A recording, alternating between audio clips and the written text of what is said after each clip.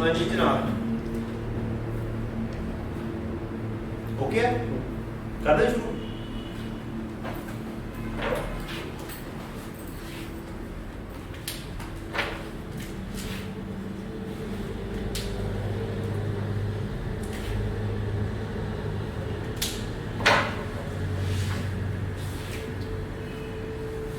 Marker का बोल दीजिएगा।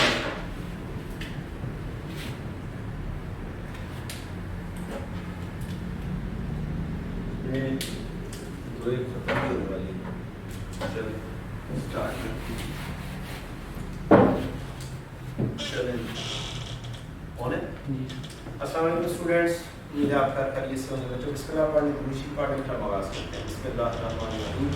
अल्लाहुम्मा सल्लि अला मुहम्मदिन व अला आलि मुहम्मदिन कमा सल्लैता अला इब्राहीम व अला आलि इब्राहीम इन्नका हमीदुम मजीद। अल्लाहुम्मा बारिक अला मुहम्मदिन व अला आलि मुहम्मदिन कमा बारकता अला इब्राहीम व अला आलि इब्राहीम इन्नका हमीदुम मजीद। रब्बि इश्रह ली सदरी व यस्सिर ली अमरी वहलुल उक़दतम मिन लिसानी यफ़क़हू क़ौली। रब्बि ज़िदनी इल्मा रब्बि यस्सिर व ला तुअस्सिर व तम्मिम बिल खैर। जी बच्चों, लेक्चर नंबर आज 3 का आगाज़ करेंगे इंशाल्लाह। लेक्चर नंबर 1 के अंदर हमने जो काम किया था, हमने काफ़ी ज़्यादा जर्नल एंट्रीज सीखी थी, उनकी रिवीजन की थी। कैपिटल में कैसे इन्वेस्टमेंट है, ड्राइंग्स क्या हैं, आपकी शेयर कैपिटल क्या नाम है, पीपीई के अंदर कौन कौन सी चीज़ें आएंगी, एक्सपेंसेस में कौन कौन सी आएंगे खर्चे, तो वो सारी डिटेल के अंदर हमने डिस्काउंट अलाउड, डिस्काउंट रसीद से रिलेटेड बातें की हमने। फिर लेक्चर नंबर 2 के अंदर हमने उसकी एक्सटेंशन की, मजीद बाकी की एंट्रीज की, और हमने बुक्स ऑफ प्राइम एंट्रीज और उसकी पोस्टिंग वगैरह सारा चैप्टर नंबर 2 और चैप्टर नंबर 3 जो आपका बनता है उसके डिटेल्ड कॉन्सेप्ट्स हमने सीखे। बुक्स ऑफ प्राइम एंट्रीज और फिर उसकी पोस्टिंग थ्रू लेजर्स। आज हम पढ़ते हैं मैन्युफैक्चरिंग।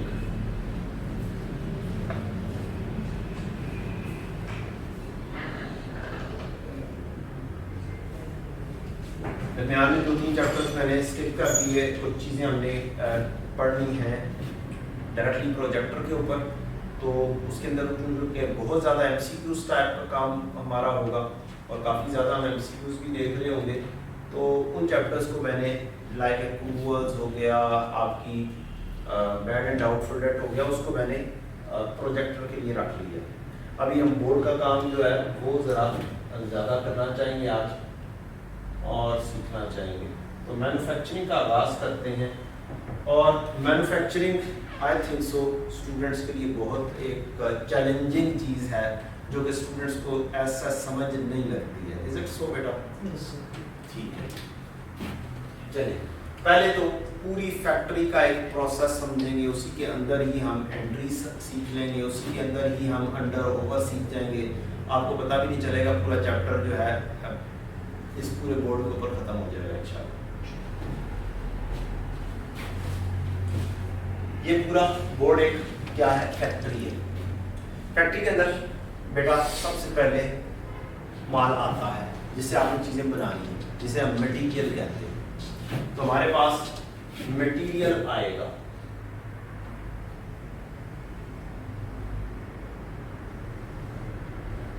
इसको हम बोलेंगे मटेरियल अकाउंट या material control account.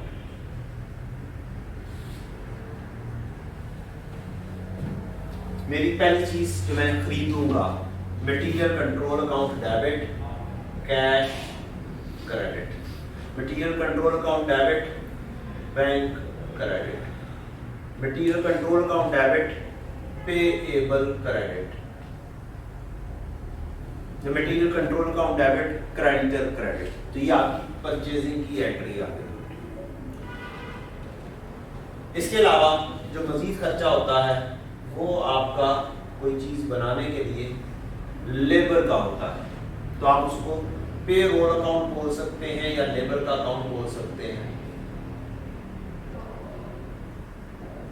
Payroll account. आपकी जो लेबर होती है आपने उसको पैसे पे करने हैं, तो payroll account debit, cash credit, payroll account debit, bank credit, या पेरोल अकाउंट डेबिट और accrued expenses, accrued payable, accrued expenses credit. मैंने जानबूझ के पेएबल लिख दिया।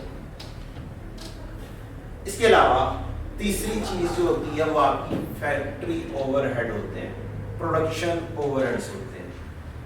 मटेरियल में लेबर के साथ क्या चीज होती है, ओवरहेड्स। ओवरहेड्स क्या है, मुख्तलिफ किस्म के खर्चे हैं। इसको शॉर्ट में फैक्ट्री ओवरहेड भी बोल देते हैं, फैक्ट्री ओवरहेड कंट्रोल अकाउंट। इसको प्रोडक्शन ओवरहेड भी बोल देते हैं।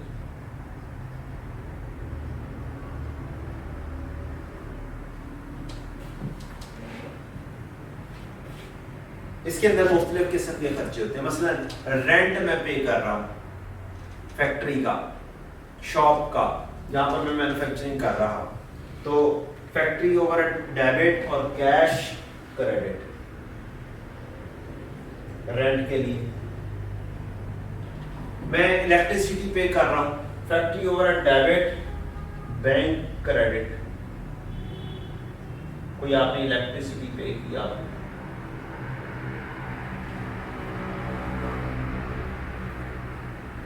अब इससे आगे कहानी ये हमने खर्चा कर लिया, मुख्तलिफ किस्म के इंश्योरेंस फैक्ट्री की करवाई है, आपके रेंट्स है, रेट्स है, फैक्ट्री के टैक्सेस हैं, वो सारी चीजें क्या आएंगी यहाँ पर आ जाएंगी। मैंने दो चीजें लिखी हैं फिलहाल, मजीद आगे मैं इन चीजों को बयान करूंगा। अब फर्ज करते हैं हम कि हम एक टेबल बना रहे हैं, चेयर बना रहे हैं, हमारा बिजनेस उस चीज का है। अब ये आपने टेबल बनानी है, टेबल के ऊपर मेन खर्चा मटेरियल क्या होगा, चिपबोर्ड का या लकड़ी का, ये इसका मेन खर्चा है। ठीक है, तो कुछ होंगे आपके खर्चे डायरेक्ट, कुछ होंगे इनडायरेक्ट। हम दो अंदाज से खर्चों को बांटते हैं, एक इस तरीके से खर्चों को बांट रहे हैं, मटेरियल, लेबर, ओवरहेड्स, और दूसरा डायरेक्ट और इनडायरेक्ट के अंदाज से हमें बांटना होता है। तो कुछ खर्चे होंगे आपके डायरेक्ट एक्सपेंसेस और कुछ कहलाएंगे आपके इनडायरेक्ट एक्सपेंसेस। डायरेक्ट एक्सपेंसेस कौन से होंगे? डायरेक्ट एक्सपेंसेस होंगे वो वाले एक्सपेंसेस जो आपके किसी प्रोडक्ट के पार्ट डायरेक्टली बन सकते हैं। कॉस्ट यूनिट का लफ्ज बोला जाता है, उससे डायरेक्टली एट्रीब्यूटेबल होते हैं, डायरेक्टली फाइंड किए जा सकते हैं, डायरेक्टली रिलेट किए जा सकते हैं। फॉर एग्जांपल, आप की ये मेज है, तो ये जो लकड़ी है ये इसका क्या है, डायरेक्ट मटेरियल, इसको डायरेक्ट मटेरियल भी बोलते हैं, क्योंकि ये क्या है, डायरेक्ट खर्चा है।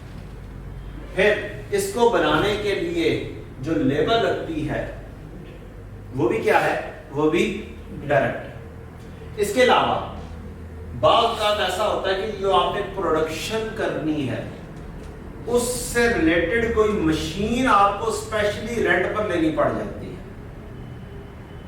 आप टीम में नहीं यूज करते, आप कहते हैं कि यार मेरे पास एक ऑर्डर आया, मसलन मैं सिर्फ टेबल्स बनाता हूं, मेरे पास एक स्पेशल ऑर्डर आया है जिसके अंदर मुझे राउंड टेबल्स बनानी है। अब ये राउंड टेबल जो गोल कटिंग करनी है ये मेरे पास है नहीं, मेरे पास सीधा काटने वाली चीज है। मेरे पास एक स्पेशल ऑर्डर आया, उसके लिए मुझे अब राउंड में कटिंग करने के लिए एक मशीन की जरूरत है। एक स्पेशल ऑर्डर आया, उसको जब मैंने राउंड में कटिंग करना है तो मुझे एक मशीन दरकार है। बजाय इसके कि मैं बहुत महंगी सी मशीन खरीदूं 30-40 हजार रुपए की से, तो मैंने कहा कि यार कोई मसला नहीं, मेरा ये काम 2 से 3 दिन में हो जाना है, मैं 2-3 दिनों में 300-400 रुपए रेंट के ऊपर ये मशीन ले लेता हूँ। तो ये क्या है, ये डायरेक्ट एक्सपेंस है फॉर दिस प्रोडक्शन। ठीक हो गया।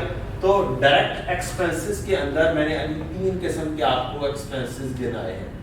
एक है डायरेक्ट मटेरियल जिसके ऊपर लकड़ी लगनी है, एक है डायरेक्ट लेबर, वो वाली लेबर जो इसको बना रही होगी। कौन सी? जो इसको बना रही होगी, वो है direct labour. DL stands for direct labour. और एक आएगा डायरेक्ट एक्सपेंस, जिसकी मैंने मिसाल दी रेंट ऑफ स्पेशल मशीन।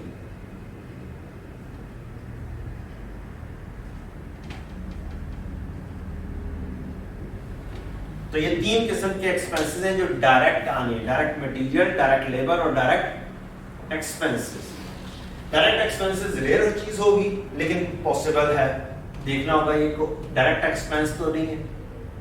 इसके अलावा समटाइम्स मिसाल दी जाती है रॉयल्टी की, एक रॉयल्टी है जो आपको डायरेक्टली पे करनी पड़ेगी, एक एक्सपेंस है जो कि डायरेक्टली प्रोडक्शन से रिलेट करता है। मेडिसिन के अंदर रॉयल्टी दी जाती है, ठीक है।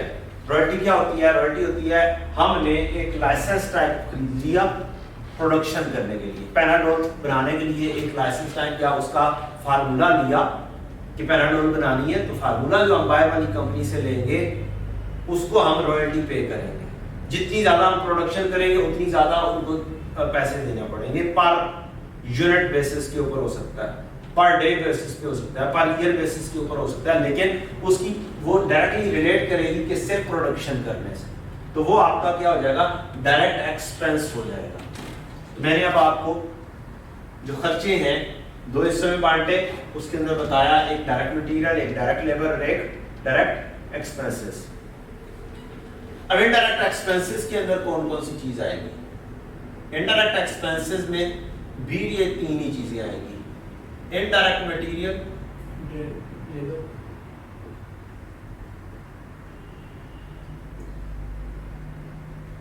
इनडायरेक्ट लेबर और इनडायरेक्ट एक्सपेंसेस। अब इनडायरेक्ट एक्सपेंसेस की मिसाल तो बड़ी आसानी से दी जा सकती है। रेंट है, ये डायरेक्टली इन्वॉल्व नहीं है, फैक्ट्री का रेंट है, फैक्ट्री में यूज होने वाली इलेक्ट्रिसिटी है, ये इसको प्रोडक्शन करने में डायरेक्टली रिलेट नहीं करता है रिलेशन, लेकिन इनडायरेक्टली है। डायरेक्टली इसके ऊपर लागू नहीं है। मैं किसी एक स्पेसिफिक क्या नाम है जो प्रोडक्ट है उसको रिलेट नहीं कर सकता इससे। तो जनाब इस मेज को बनाने के लिए इसके ऊपर 3 यूनिट इलेक्ट्रिसिटी लगी है और दूसरी मेज बनाने के लिए उसके ऊपर 4 यूनिट इलेक्ट्रिसिटी लगी है। तो मैं उसको डायरेक्टली पुट इन नहीं कर सकता, उससे रिलेट नहीं कर सकता। लेकिन मेरी कोई पूरे महीने में अगर 500 टेबल्स बनाई है तो मैं ओवरऑल 500 टेबल्स के ऊपर उसको रिलेट कर सकता। Got the point? तो ये इलेक्ट्रिसिटी इस वजह से डायरेक्टली इसको नहीं ला सकती, लेकिन मटेरियल है। क्या हर बंदे को पता है यार इस इतने बाय इतने के ऊपर कितना चिपबोर्ड लग रहा है, कितनी लकड़ी लगनी है? पहले से पता है? हाँ पता है। आपका ये टेबल है, ये बोर्ड है, इसके ऊपर कितना चिपबोर्ड लगा हुआ है? 8 बाय 8 का, ठीक है। अगर आपने 4 बाय 4 की टेबल बनानी है तो कितना चिप लगेगा? 4 बाय 4 लगेगा, ठीक।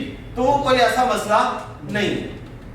लकड़ी कितनी लग रही है वो भी पता है, उसमें से हल्के फुल्के से लॉसेस कितने हो जाने हैं वो भी पता नहीं, माइनस हाफ, इतना आइडिया है हमें।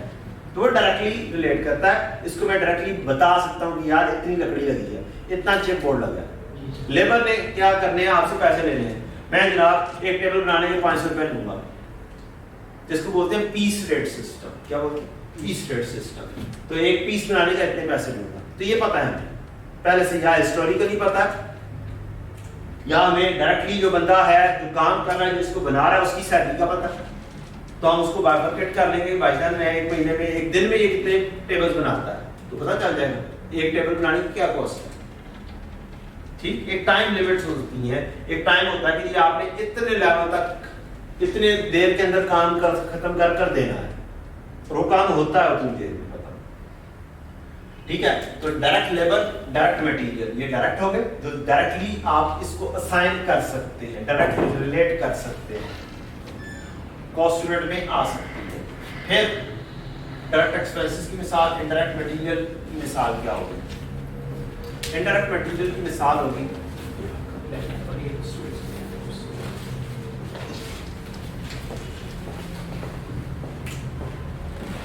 अच्छा जी, इनडायरेक्ट एक्सपेंसेस की मिसाल आपका रेंट आ गया बेटा,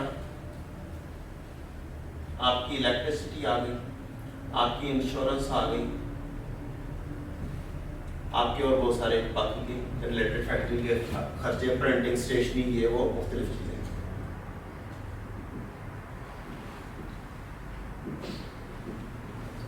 एक्सेट्रा एक्सेट्रा। अच्छा जी, अब बात करते हैं इनडायरेक्ट लेबर कौन सी होती है, क्योंकि इसके ऊपर स्पेसिफिकली क्वेश्चंस आते हैं आपको कि बताएं, इसको आइडेंटिफाई करें, ये इनडायरेक्ट लेबर है या लेबर डायरेक्ट है, इसमें से डायरेक्ट लेबर्स आइडेंटिफाई करें। बिजनेस बताया होगा और बिजनेस से रिलेटेड आपको आइडेंटिफाई करना होगा कि इनडायरेक्ट लेबर कौन सी, बिजनेस से रिलेटेड आपको आइडेंटिफाई करना होगा इनडायरेक्ट मटेरियल कौन सी। मोस्ट लाइकली इस तरह के वर्ड इस्तेमाल हो सकते हैं। अच्छा जी, अब इनडायरेक्ट मटेरियल कौन सा होता है? इनडायरेक्ट मटेरियल बच्चों वो होता है जो डायरेक्टली इसके ऊपर मैं असाइन नहीं कर सकता। मसलन ग्रीस है, ग्रीस यूज हुई है, क्या ये ग्रीस यूज हुई है, ये क्या मेज को बनाने में इनडायरेक्टली इस्तेमाल हो रही है, हो रही होगी। कैसे हो रही होगी जनाब? जो मशीन चलानी है जिसके ऊपर, जिससे इसको कटिंग करना है, क्या उसको रनिंग में रखने के लिए ग्रीस की जरूरत होगी? यस, जरूरत होगी। तो वो इशू होके इनडायरेक्टली उस मशीनिंग की रिपेयर के अंदर से होती हुई क्या होगी, इशू जरूर हो रही होगी, है वो मटेरियल। ठीक, इसके अलावा इनडायरेक्ट मटेरियल में वो वाले मटेरियल्स आ जाते हैं जो बहुत ही माइनर वैल्यू के, जो मेजरली उसका ना हो। मसलन फॉर एग्जांपल मैं मेज की मिसाल बनाते हुए दे देता हूं, गिलू लगनी है, इस पे बहुत माइनर सी कॉस्ट है उसकी, और ये एग्जैक्टली नहीं पता चलना कि वो कितनी लगी है। एक बंदा है वो उठाएगा, वो गिलू के बगैर ही बना देगा, दूसरा बंदा है वो थोड़ी सी लगाएगा गिलू, तीसरा बंदा है वो बहुत ज्यादा गिलू लगा देगा। तो इट डिपेंड्स। इसके अलावा एक बंदा है, एक लेबर काम करने वाला, वो 4 कील लगाएगा, दूसरा है 6 कील लगाएगा, तीसरा 8 कील लगा के बनाएगा। तो ये एक तो इनकी कॉस्ट बहुत ही मिनिमल, और दूसरे क्या है, फिर मैं एग्जैक्टली ये नहीं बता सकता इसके ऊपर, एक में इसके ऊपर 1 पाव कील लगा है, दूसरे के ऊपर 100 ग्राम कील लगा है, या एक के ऊपर 20 कील लगे हैं, तीसरे के ऊपर 30 लगे हैं, दूसरी के ऊपर 10 लगे हैं। तो डायरेक्टली 100% मैं इसको साइन उस तरीके से नहीं कर सकता, गो के इस पे डायरेक्ट यूज हो रहा है, सीधा सीधा सा यूज हो रहा है। तो फिर बहुत ही माइनर वैल्यू की चीज को भी हम क्या कह देते हैं, ये इनडायरेक्ट एक्सपेंस है, इनडायरेक्ट मटेरियल है। ठीक हो गया बच्चों? अगली चीज, इनडायरेक्ट लेबर क्या चीज है? इनडायरेक्ट लेबर फैक्ट्री के अंदर बहुत सारी हो सकती है। मसलन एक इसको बनाने के लिए एक बंदा, ये वाला, ये 3 बंदे हैं जो काम कर रहे हैं, जो मेज बना रहे हैं। इनके ऊपर 3 बंदों के ऊपर एक बिठाया हुआ सुपरवाइजर, वो दूसरा बंदा जो बार बार बोलता है और जल्दी जल्दी काम करो, काम क्यों नहीं कर रहे हो, और फारे नहीं बैठना, और इसको सही तरीके से काटो, ये तुम क्या कर रहे हो, ये किस तरीके से काम किया है, इस तरीके की बातें कर रहा हो। जो क्या कर रहा हो, वो बना नहीं रहा, वो बना नहीं रहा। जो बना रहा है वो डायरेक्ट लेबर है, जो नहीं बना रहा, जो सुपरवाइज कर रहा है, वो क्या है, इनडायरेक्ट। तो बहुत बड़ी सी मिसाल सुपरवाइजर की दी जाती है।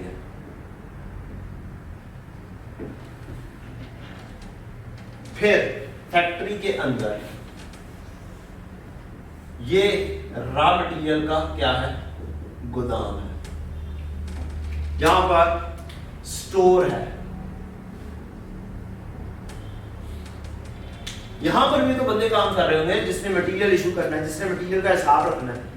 तो आपने इन्वेंटरी में कॉस्ट कार्ड पड़ा हुआ है बनाना, 5FO के अंदर कॉस्ट कार्ड पड़ा हुआ है, तो वो भी तो बनाने वाला बंदा होगा, कहां में बैठा हुआ है, गोदाम में बैठा हुआ है, जो उस चीज जाती है वो नोट करता है।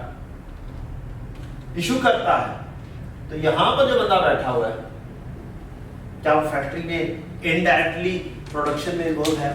यस, इनडायरेक्टली है। ये फैक्ट्री के बाहर गेट के ऊपर खड़ा हुआ गार्ड है, ये भी क्या है? इनडायरेक्ट। ये ऑफिस में बैठा हुआ, फैक्ट्री के ऑफिस में बैठा हुआ एक हेड है, मैनेजर है, जो ओवरऑल पूरी फैक्ट्री को देख रहा है, ओवरऑल पूरी फैक्ट्री को सुपरवाइज कर रहा है, उसको चला रहा है। ये क्या है लेबर ही, लेकिन कौन सी है? इनडायरेक्ट। इन्वॉल्व है, फैक्ट्री में बैठा काम करवा रहा है, लेकिन डायरेक्टली बना नहीं रहा। जो उनसे बंदे डायरेक्टली बना रहे हैं वो डायरेक्ट, और बाकी सारी दुनिया इनडायरेक्ट। So simple. जो फैक्ट्री में काम करने वाला जो डायरेक्टली बना रही है वो डायरेक्ट लेबर, और बाकी सारे जो फैक्ट्री में काम कर रहे हैं बंदे वो इनडायरेक्ट। डायरेक्ट की मिसालें हो गई, इनडायरेक्ट की मिसालें हो गई। Any question? अब हमने मिसालें समझ ली, हमने ये समझ लिया डायरेक्ट और इनडायरेक्ट की चीज।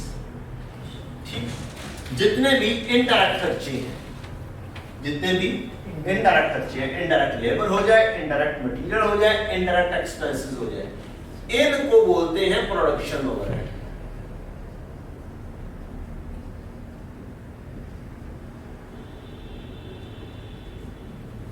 लोग क्या करते हैं? इनको बोलते हैं प्रोडक्शन ओवरहेड्स। अच्छा, अब मटेरियल इशू होगा, जाएगा प्रोडक्शन के डिपार्टमेंट। किसमें जाएगा? जहां पे प्रोडक्शन होगी, इसको हम बोलते हैं वर्क इन प्रोसेस का अकाउंट।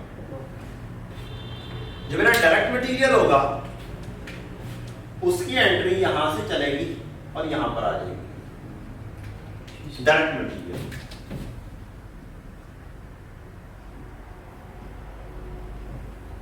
जाएगी किधर? WIP में। कौन सी चीज? Direct material. DM stands for direct material. किधर जाएगी? इधर आ जाएगी। यहां पे क्या चीज आ जाएगी? आपका डायरेक्ट मटेरियल। किससे? मटेरियल अकाउंट से आ जाएगी।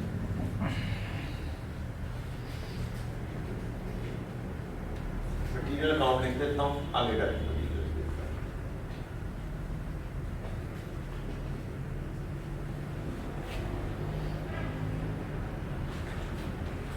इशू तो और भी मटेरियल होगा, जाएगा वो भी प्रोडक्शन डिपार्टमेंट में, लेकिन अकाउंटिंग के हिसाब से क्या है वो?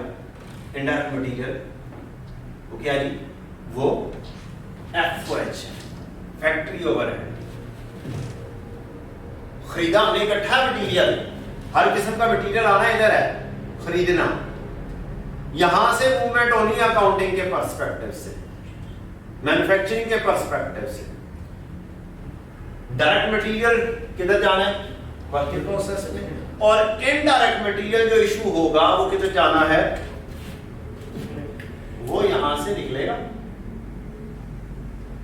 उसमें जाके प्लेस करना है प्रोडक्शन ओवरहेड, फैक्ट्री ओवरहेड। तो यहां से हम कहेंगे कि फैक्ट्री ओवरहेड को जा रहा है, FOH stands for factory overhead. ये कौन सा मटेरियल होगा? आपका इनडायरेक्ट मटेरियल। मैंने भी थोड़ी देर पहले आप लोगों को बताया कि indirect material, indirect labour, indirect expenses, ये क्या है? प्रोडक्शन ओवरहेड, फैक्ट्री ओवरहेड है। तो ये इधर आ गया, यहां पर भी आना चाहिए ना, लिखना चाहिए इनडायरेक्ट मटेरियल। IM से मैं डिनोट कर रहा हूं इसको, IM से डिनोट कर रहा हूं, आप घर में बैठ के नोट करें इसको।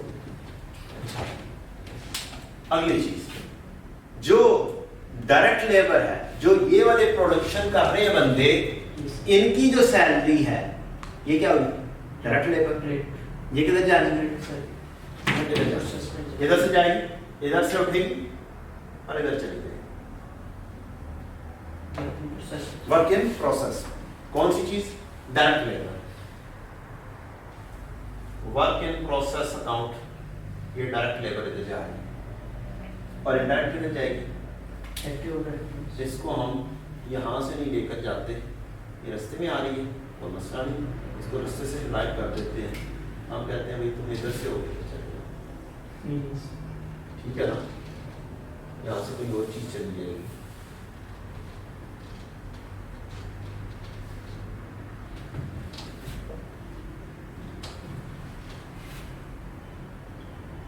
और फैक्ट्री ओवरहेड में एक और चीज आएगी,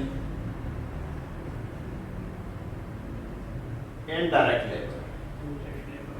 टोटल लेबर सारी की सारे पैसे यहां पर दे रहे हैं, इनडायरेक्ट लेबर ये जाएगी इधर से होके फैक्ट्री ओवरहेड। एंट्री क्या हो जाएगी? FOH debit, payroll account credit, FOH debit और लेबर अकाउंट क्रेडिट। डिपेंड के क्या लफ्ज यूज किया है, ज्यादातर तो पेरोल यूज करता है, आपको लेबर अकाउंट भी बोल सकता है। ये क्या है आपका FOH डेबिट और लेबर क्रेडिट या पेरोल अकाउंट क्रेडिट, इसको बोलेंगे हम इनडायरेक्ट लेबर। तो मेरे पास फैक्ट्री ओवरहेड में 3 किस्म के खर्चे आ चुके हुए हैं। कौन कौन से? Indirect expenses, indirect material, indirect labour. Indirect expenses की लंबी कहानी है, वो थोड़ी सी मजीद डिस्कस कर लेंगे, लेकिन पहले पूरा प्रोसेस समझने, फिर मैं इनडायरेक्ट मटेरियल, इनडायरेक्ट एक्सपेंसेस की कहानी भी कर लूंगा कि भाई इस इनडायरेक्ट एक्सपेंसेस में और कौन कौन सी लिस्ट आ सकती है। वर्क इन प्रोसेस में फिर यहां पर मैंने लेकर आना है दूसरी चीज, डायरेक्ट लेबर। पूरे लिख देते हैं,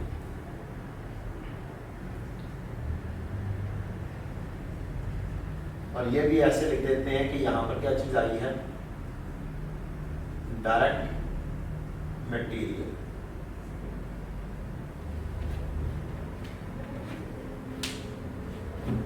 इसके अलावा जो डायरेक्ट एक्सपेंसेस होंगे वो डायरेक्टली यही आ जाएगा, डायरेक्ट मटेरियल, डायरेक्ट लेबर, और जो डायरेक्ट एक्सपेंसेस है वो डायरेक्टली यहां पे आ जाएंगे। वर्क इन प्रोसेस डेबिट और कैश क्रेडिट, ये क्या चीज आ जाएगी? Direct expenses. वो जो यूज की थी हमने स्पेशल मशीन, वो डायरेक्ट एक्सपेंसेस है, उसका अलग से कोई अकाउंट कहीं से रूट होके नहीं आनी, इसलिए डायरेक्टली आ जाएगी। वर्क इन प्रोसेस डेबिट और कैश क्रेडिट। इन तीनों को अगर इकट्ठा कर दिया जाए तो इन तीनों को बोलते हैं प्राइम कॉस्ट। क्या बोलते हैं? Direct material, direct labour, direct expenses को बोलते हैं प्राइम कॉस्ट। क्यों बोलते हैं? ये प्राइमरी कॉस्ट्स हैं, किसी भी चीज की मेन प्राइमरी कॉस्ट है, इस वजह से इसको प्राइम कॉस्ट बोलते हैं। नेक्स्ट आगे क्या कहानी है? अब कहानी असल ट्विस्ट शुरू होगा। एक्चुअल खर्चे FOH के इधर आ रहे हैं, क्या एक्चुअल खर्चे? इन खर्चों का मुझे पहले से अंदाजा नहीं है, पहले से सही पता नहीं है सारे खर्चों का, कुछ का पता है कुछ का नहीं पता। मसलन डेप्रिसिएशन का मुझे पता है, डेप्रिसिएशन भी एक खर्चा। कौन सा खर्चा? Indirect expenses. डेप्रिसिएशन का मुझे पता है कि डेप्रिसिएशन कितनी है। क्या इस महीने का रेंट भी पता है? यस, रेंट भी पता है। क्या इस महीने की इलेक्ट्रिसिटी पता है आपको एक्चुअली? या वो इलेक्ट्रिसिटी का बिल मुझे अगले महीने में आना है कि मैंने कितने यूनिट्स कंज्यूम कर लिए और उसका क्या रेट लगा और कितने मुझे खर्चा हुआ, वो मैं नहीं पता, लेकिन एस्टिमेट लगाया जा सकता है इतना लगा होगा। एक्चुअल का खर्चा नहीं पता। इसी तरह से कुछ खर्चे आपको पता होंगे, कुछ खर्चे नहीं पता। रेंट का पता, इलेक्ट्रिसिटी का नहीं पता, डेप्रिसिएशन का पता है, रिपेयर एकदम से आ जाती है नहीं पता, पहले से कोई मशीन खराब हो जाए रिपेयर करवानी पड़ जाए नहीं पता एग्जैक्टली आप कि यार कल खराब हो जानी मशीन, नहीं पता ना, कल बीमार हो जानी है जा रहा इस मशीन ने, नहीं पता। तो फिर अब हमें प्रोडक्ट का हिस्सा बनाना होता है, कोई कॉस्ट करनी है। अब आपने ये क्यों सारा का सारी कहानी चल रही है, ये इसलिए चल रही है कि मेरे पास आया एक कस्टमर, मेरे पास एक आया कस्टमर, जनाब काइंडली मैंने ये टेबल बनानी है, मुझे बताएं आप क्या प्राइस कोट करते हैं। अब मैं बड़ा आराम से अंदाजा लगा सकता हूँ कि यार ये गोल भी बनानी है ना, तो बाकी तो टोटल तो मैंने इसका पूरा मेजरमेंट लेना पड़ेगा, बाकी गोलाई तो ज़ाया हो जाएगी। ठीक, मैंने इसकी मेजरमेंट की और मैंने मैयर की कि इसके ऊपर टांगों की कितनी खर्चा होगा, मैंने टेबल की मटीरियल भी बना दिया, मुझे लेबर पहले से मैं काम कर रहा हूँ, लेबर का भी अंदाजा होगा, लेकिन फैक्ट्री ओवरहेड का अंदाजा नहीं है कितना है। अभी इनकरी नहीं हुए, मेरे पास तो वो बंदा आया कोटेशन लेने के लिए, दो चीजों का मैं तो बड़े आराम से अंदाजा लगा सकता हूं, बल्कि एक्चुअल पहुंच सकता हूं। मटेरियल के लिए मैं फोन करूंगा, सर जनाब आजकल चिपबोर्ड का क्या रेट है, 4x8 का जो होता है चिपबोर्ड पूरा, बता देगा जनाब ये चल रहा, कौन सी क्वालिटी का चाहिए, ए ग्रेड चाहिए, ए ग्रेड में बनवाना है, क्या रेट है, ये रेट है, सारा कुछ पता चल जाएगा। लेबर का पता है कि आप किस रेट चल रहा है, तो इसका मतलब है मेरे पास दो चीजें के खर्चों का मुझे पता है, तीसरा खर्चा जो है ना मुझे नहीं पता। मैं प्रोडक्शन भी स्टार्ट कर ली हुई है, प्रोडक्शन चल रही है, मैंने 10 दिन हो गए इस चीज का माल बना रहा हूं, पहले मैंने मिसाल दी मैंने बनाना है, दूसरी मैंने मिसाल दे रहा हूं मैं बना रहा हूं, 10 दिन लग गए हैं, मेरे पास मटेरियल का खर्चा आ चुका हुआ है, मेरे पास लेबर का खर्चा आ चुका हुआ है, मुझे पता है कि 10 दिन का कितनी सैलरी देनी है, 10 दिन लगे हैं इस प्रोजेक्ट को करते हुए, मटेरियल कितना लगा ये भी पता है, लेकिन इलेक्ट्रिसिटी कितनी लगी है ये नहीं पता, और कौन कौन से मजीद खर्चे, मशीनरी खराब हुई है कब हुई है, अब मशीनरी ने क्या करना है, क्या बिहेव करना है, कल क्या करना है, ये एग्जैक्टली नहीं पता। तो मेरे खर्चे ऊपर नीचे हो सकते हैं, कौन से खर्चे, प्रोडक्शन ओवरहेड्स। तो उसके लिए मैं क्या करता हूं, मैं एक एस्टीमेट लगाता हूं, क्या करता हूं, एस्टीमेट लगाता हूं। ये एस्टिमेशन को कहते हैं कि हम एस्टिमेटेड बेसिस पर अपनी प्रोडक्ट जो हमने 10 दिन में बनाई है उसकी कॉस्ट का हिस्सा बना देते हैं, और इसको बोलते हैं एफओएच, एब्जॉर्ब करना प्रोडक्ट में। क्या बोलते हैं, एफओएच, एब्जॉर्ब करना, इसके अंदर ऐड अप कर दो खर्चे में। 10 यूनिट्स बनाए हैं आपने, ये सॉरी टेबल्स बनाए हैं, 10 दिन तक आप टेबल्स बनाते रहे हैं, ऑर्डर है बहुत बड़ा, मटेरियल का पता चल गया, लेबर का पता चल गया, ओवरहेड्स का नहीं पता। अब ओवरहेड्स भी तो लगाओगे तो प्राइस भी बनेगी, उसकी कॉस्ट बनेगी कि मैंने बेचा कितने में, मुझे कॉस्ट कितने में पड़ी, क्या मैंने कमाया क्या नहीं कमाया। जब तक आप कंटिन्यूसली अपने आप को असेस नहीं करते कि मैंने क्या कमाया क्या खोया, तब तक आप बिजनेस नहीं सही तरह से कर सकते। तो बिजनेस करने के लिए यहां पर एक खर्चे की जरूरत है, फैक्ट्री ओवरहेड। बाकी सारे के सारे खर्चे, इतनी बड़ा बड़ा खर्चे हैं, वो मैंने कितना इस प्रोडक्ट में एब्जॉर्ब किए हैं। इसी क्या चीज आई, एफओएच, एब्जॉर्ब। कहां से आने, एफओएच से आने, यहां से निकलेंगे और यहां पर जाएंगे।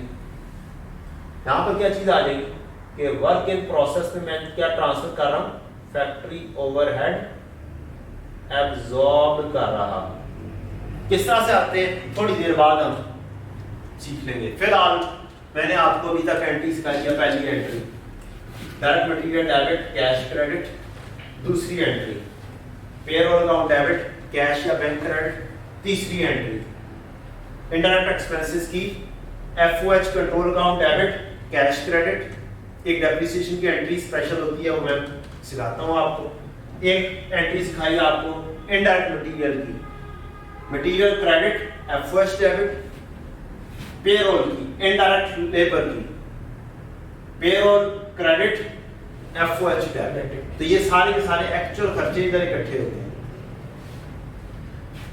फिर एक एंट्री अब आपकी FOH क्या आई, एब्जॉर्ब आ गई।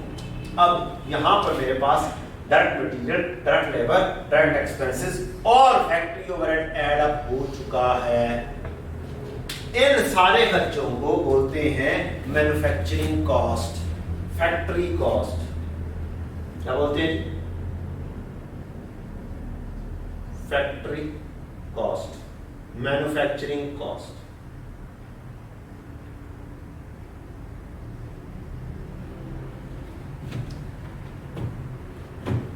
Material, labour, overhead plus factory overhead को बोलेंगे कि क्या चीज, मैन्युफैक्चरिंग कॉस्ट या फैक्ट्री कॉस्ट। अब चीजें बनेगी, चीजें बन के क्या हो जाएंगी, मुकम्मल हो गए, क्या होगी, वेयर हाउस में चली जाएंगी या अपने कस्टमर को चली जाएंगी। अब बन गई है मेरी चीजें, तो एक और अकाउंट आएगा फिनिश गुड का। इधर से यूनिट्स चलेंगे और इधर चलेंगे। एंट्री क्या हो जाएगी आपकी, finish good debit, WIP credit. ये सारी की सारी एंट्रीज आपके कोर्स का हिस्सा हैं जो मैं आपको बोल रहा हूं। माइंड में अगर ये फ्लो चार्ट होगा तो आराम से हर किस्म की एंट्री आप कर सकते हैं। माइंड में अगर फ्लो चार्ट नहीं होगा तो आपसे एक भी एंट्री सही नहीं होनी है। हो सकता है हो जाए, ये नहीं कि ये नहीं होगी, कुछ क्रैमिंग भी तो होगी ना। हम कोशिश कर रहे हैं कुछ कॉन्सेप्ट भी सीख लें साथ। WIP debit, finish good debit, WIP credit, ये ऑपोजिट हेड लेके जा रहे हैं। अब अगला काम क्या है, इसने बिकना है और बिकने की एंट्री आपको पता है वो क्या होती है, कॉस्ट ऑफ सेल्स डेबिट और इन्वेंटरी क्रेडिट। ये होती है ना, मुझे तो याद है इसी तरह की होती है, आपको पता नहीं है। ले यहां पर हम लेकर आते हैं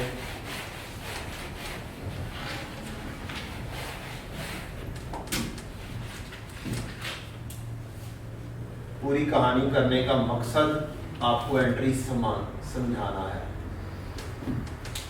चीजें बिक जाएंगी, चीजें बिक के क्या एंट्री होगी, कॉस्ट ऑफ सेल्स डेबिट और इन्वेंटरी क्रेडिट। तीन किस्म की इन्वेंटरी होती है मैन्युफैक्चरिंग बिजनेस में। एक मटेरियल की इन्वेंटरी, दूसरी अंडर प्रोसेस इन्वेंटरी, तीसरा बनी हुई इन्वेंटरी। तीन किस्म की इन्वेंटरी। अब ये जब बिकेगी तो एंट्री हो जाएगी कॉस्ट ऑफ सेल्स डेबिट और फिनिश गुड की इन्वेंटरी क्रेडिट। ये आपकी आ गई फिनिश गुड, यहां पर फिनिश गुड की inventory, cost of sales debit, inventory credit. यहां तक कोई क्वेश्चन, कोई चीज ना समझ लेते, ठीक है। अब बढ़ते हैं जनाब आपके अंडर और ओवर एब्जॉर्ब की एंट्री और उस कॉन्सेप्ट के ऊपर जो बहुत ज्यादा बच्चों को तंग करता है। फर्ज करता हूं मेरे एक्चुअल खर्चे हैं ओवरऑल सारे के सारे, cash, indirect material, indirect labour, 1000 रुपए के सारे खर्चे एक्चुअल, जो मुझे बाद में पता चलेगा। उससे पहले ही मैं एब्जॉर्ब कर चुका हूंगा 900 रुपया। कितना? 900। ये 900 क्या इधर आएगा? बड़े बड़े ध्यान से, क्या ये 900 यहां पर आएगा? यहां से होके क्या ये वाला 900 इधर आएगा? मैं इन दोनों तीनों चीजों को छोड़ रहा हूं। क्या ये 900 इधर आएगा? इधर से होके इधर आएगा, इधर से होके इधर आएगा, इधर से होके ये उसकी final destination cost of sales. ठीक है, 900 यहां से चलेगा, प्रोडक्ट का हिस्सा बनेगा, आगे फिनिश गुड में आएगा, फिनिश गुड से होता हुआ कॉस्ट ऑफ सेल्स। अब जनरली मेरा खर्चा है कितना? जनरली मेरा खर्चा है कितना?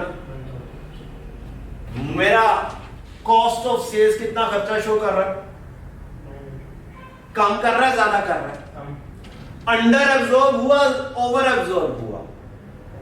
जेड ओवर हुआ तो 900 से ज्यादा होगा। मेरा एक्चुअल खर्चा कितना? 1000। मेरा प्रोडक्ट का पार्ट क्या बना? यहां से होके प्रोडक्ट का पार्ट क्या बना? कम पार्ट बना ज्यादा पार्ट बना? ऐसे कर लेते हैं, कम पार्ट बना। क्या बना? इसको कहेंगे अंडर एब्जॉर्ब। यहां पर खर्चा होना कितना चाहिए? 1000। खर्चा होना कितना चाहिए? 1000। कॉस्ट ऑफ सेल में कितना खर्चा जाना चाहिए? भाई चीज बनी, उसका पार्ट तो जनरली 1000 बनना चाहिए। जी सर। बना नहीं, कम बना है। कम बना है। ठीक है, ये क्या बना है? एब्जॉर्प्शन कम हुई है। यहां पर खर्चा टोटल कितना करना है? 1000। अच्छा 1000 करना है, तो अगर मैं 100 कॉस्ट ऑफ सेल्स को डेबिट कर दूं तो 1000 हो जाएगा। ठीक है, तो फिर यहां पर मुझे 100 करना है, इधर डेबिट साइड पे 100 है, क्रेडिट साइड में कितना है? 900 है। तो बैलेंस करने के लिए मुझे क्या करना पड़ेगा? 100 यहां पर क्रेडिट करना पड़ेगा। क्या करना पड़ेगा? 100 यहां पर क्रेडिट करना पड़ेगा। ये कौन सी एंट्री बनी?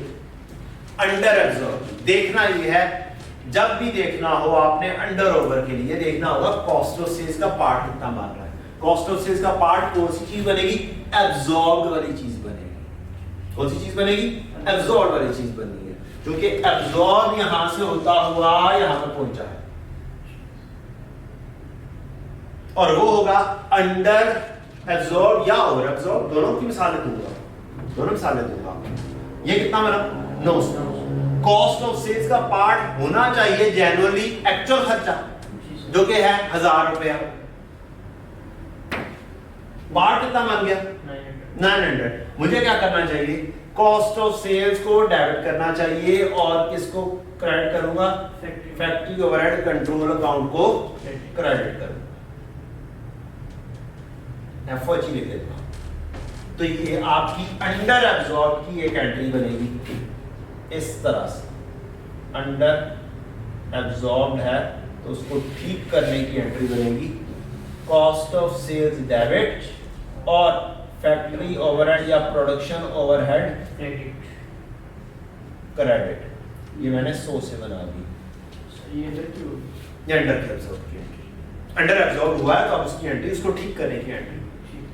ठीक है, अब मिसाल लेते हैं दूसरी। बाकी सारी एंट्रीज लिखने वाली हैं आपके साथ इंशाल्लाह। हम कहते हैं 9000, एक्चुअल खर्चा 1000 है, मैंने खर्चा कर दिया है 1200 रुपया, एब्जॉर्ब कर दिया एस्टिमेटेड बेसिस पर। कैसे एब्जॉर्प्शन होनी है कैसे नहीं होनी, उसका क्या तरीकाकार है, वो मैं अभी बाद में डिस्कस करता हूं। बस अभी पहले कॉन्सेप्ट समझना है कि ये एब्जॉर्ब कर दिया, प्रोडक्ट का क्या कर दिया? पार्ट बना दिया। कितना? 1200।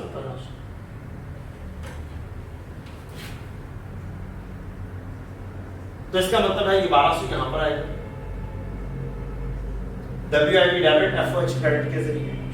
फिर यही वाला 1200 खर्चा पार्ट बन जाएगा फिनिश गुड का।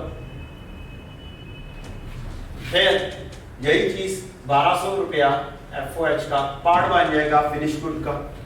और फिनिश गुड जब बिकेगी तो क्या होगा? जब बिकेगी तो क्या होगा? खर्चा कितना नजर आ रहा होगा? 1200। किसका? फैक्ट्री ओवरहेड की बात कर रहा हूं मैं। वंस अगेन बता दूं, मैं अभी मटेरियल और लेबर को नहीं डील कर रहा हूं। अभी मैं सिर्फ आपको कॉन्सेप्ट समझा रहा हूं अंडर या ओवर का। पूरा प्रोसेस समझाने का मकसद अल्टीमेटली मेरा यहां पर आगे हिट कर रहा है। कितना बन गया खर्चा? 1200। होना कितना चाहिए? 1000। क्या करूं? सही कैसे होगा?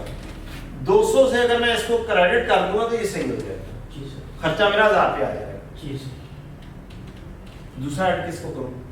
Factory overhead. ये कॉस्ट ऑफ सेल्स क्रेडिट और factory overhead debit. Cost of sales ये कौन सी चीज है? Over absorb. यहां पर एफओएच अगर आ जाएगा तो एफओएच डेबिट, तो कॉस्ट ऑफ सेल अगर आ जाएगा, ये क्या है, अंडर एब्जॉर्ब।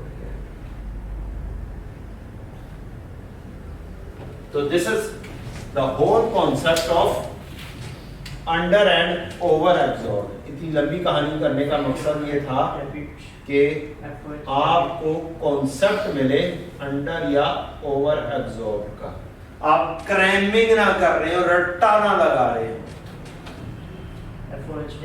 एफओएच क्या हो जाएगा, डेबिट, और कॉस्ट ऑफ सेल्स क्या हो जाएगा, क्रेडिट हो जाएगा। ये किसकी एंट्री होगी, ओवर एब्जॉर्ब।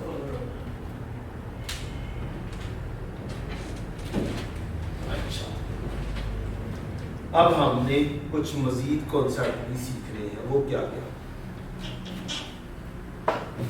बेटा जी, जितनी भी इन्वेंटरीज होती हैं उनका एक ओपनिंग भी होता है और एक क्या होता है, क्लोजिंग भी होता है। क्या सर, ओपनिंग और क्लोजिंग होता है। पेरोल एक क्या इन्वेंटरी है, नहीं। प्रोडक्शन ओवरहेड क्या इन्वेंटरी है, नहीं। ये पीरियड के खर्चे हैं। वर्क इन प्रोसेस एक इन्वेंटरी है, तो इसका कोई ब्रॉड डाउन भी होगा और कोई कैरेट डाउन भी होगा, कोई अंडर प्रोसेस होगा महीने के एंड पे होगा, साल के एंड पर। फिनिश गुड की एक ओपनिंग भी होगा और क्लोजिंग भी होगा। तो ये तीन किस्म की इन्वेंटरी है जिनका ओपनिंग और क्लोजिंग होगा। अब मेरा ख्याल है कि ये ओपनिंग क्लोजिंग की बातें हो गई हैं, मैं बाकी बातें बाद में करूं। पहले आपको सारी की सारी एंट्रीज यहाँ पर लिखवा दूं ताकि आप लोगों को ये अच्छी सी याद भी हो जाए। इधर गया हमारा ये बात, अच्छा जो लिखी गई थी यहाँ पर, अब मेरा ख्याल है आपको इन चीजों की जरूरत नहीं है। यहाँ पर हम लिखते हैं एंट्रीज वन बाय वन। इसकी सारी की सारी एंट्रीज आपकी कोर्स में एंट्रीज भी हैं, आपकी कोर्स के अंदर इनकी टोटलिंग भी है, आपके कोर्स के अंदर यहाँ से मुख्तलिफ चीज़ों को एक्सट्रैक्ट करना भी है। सब चीज़ें इंशाल्लाह हम सीखेंगे। पूरा चैप्टर यहीं पर इस वक्त पूरा चैप्टर मोर और लेस आपका यहाँ पर मौजूद है। जितना मैंने लिख दिया काफ़ी हद तक चैप्टर आपका इसी के अंदर मौजूद है। हाँ, जो थ्योरेटिकली है वो तो हमने इंशाल्लाह प्रोजेक्ट के ऊपर थ्योरी पढ़नी है इंशाल्लाह।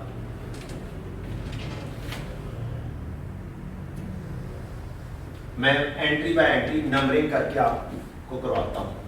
ए, सबसे पहले हमने मटेरियल खरीदा, मटेरियल खरीदने की entry, material debit, cash credit.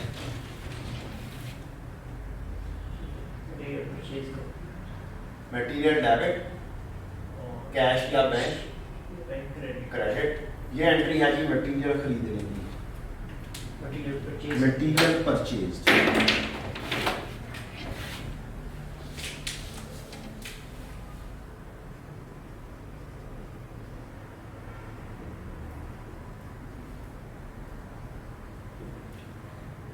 दूसरी एंट्री, आपने लेबर को पेमेंट की,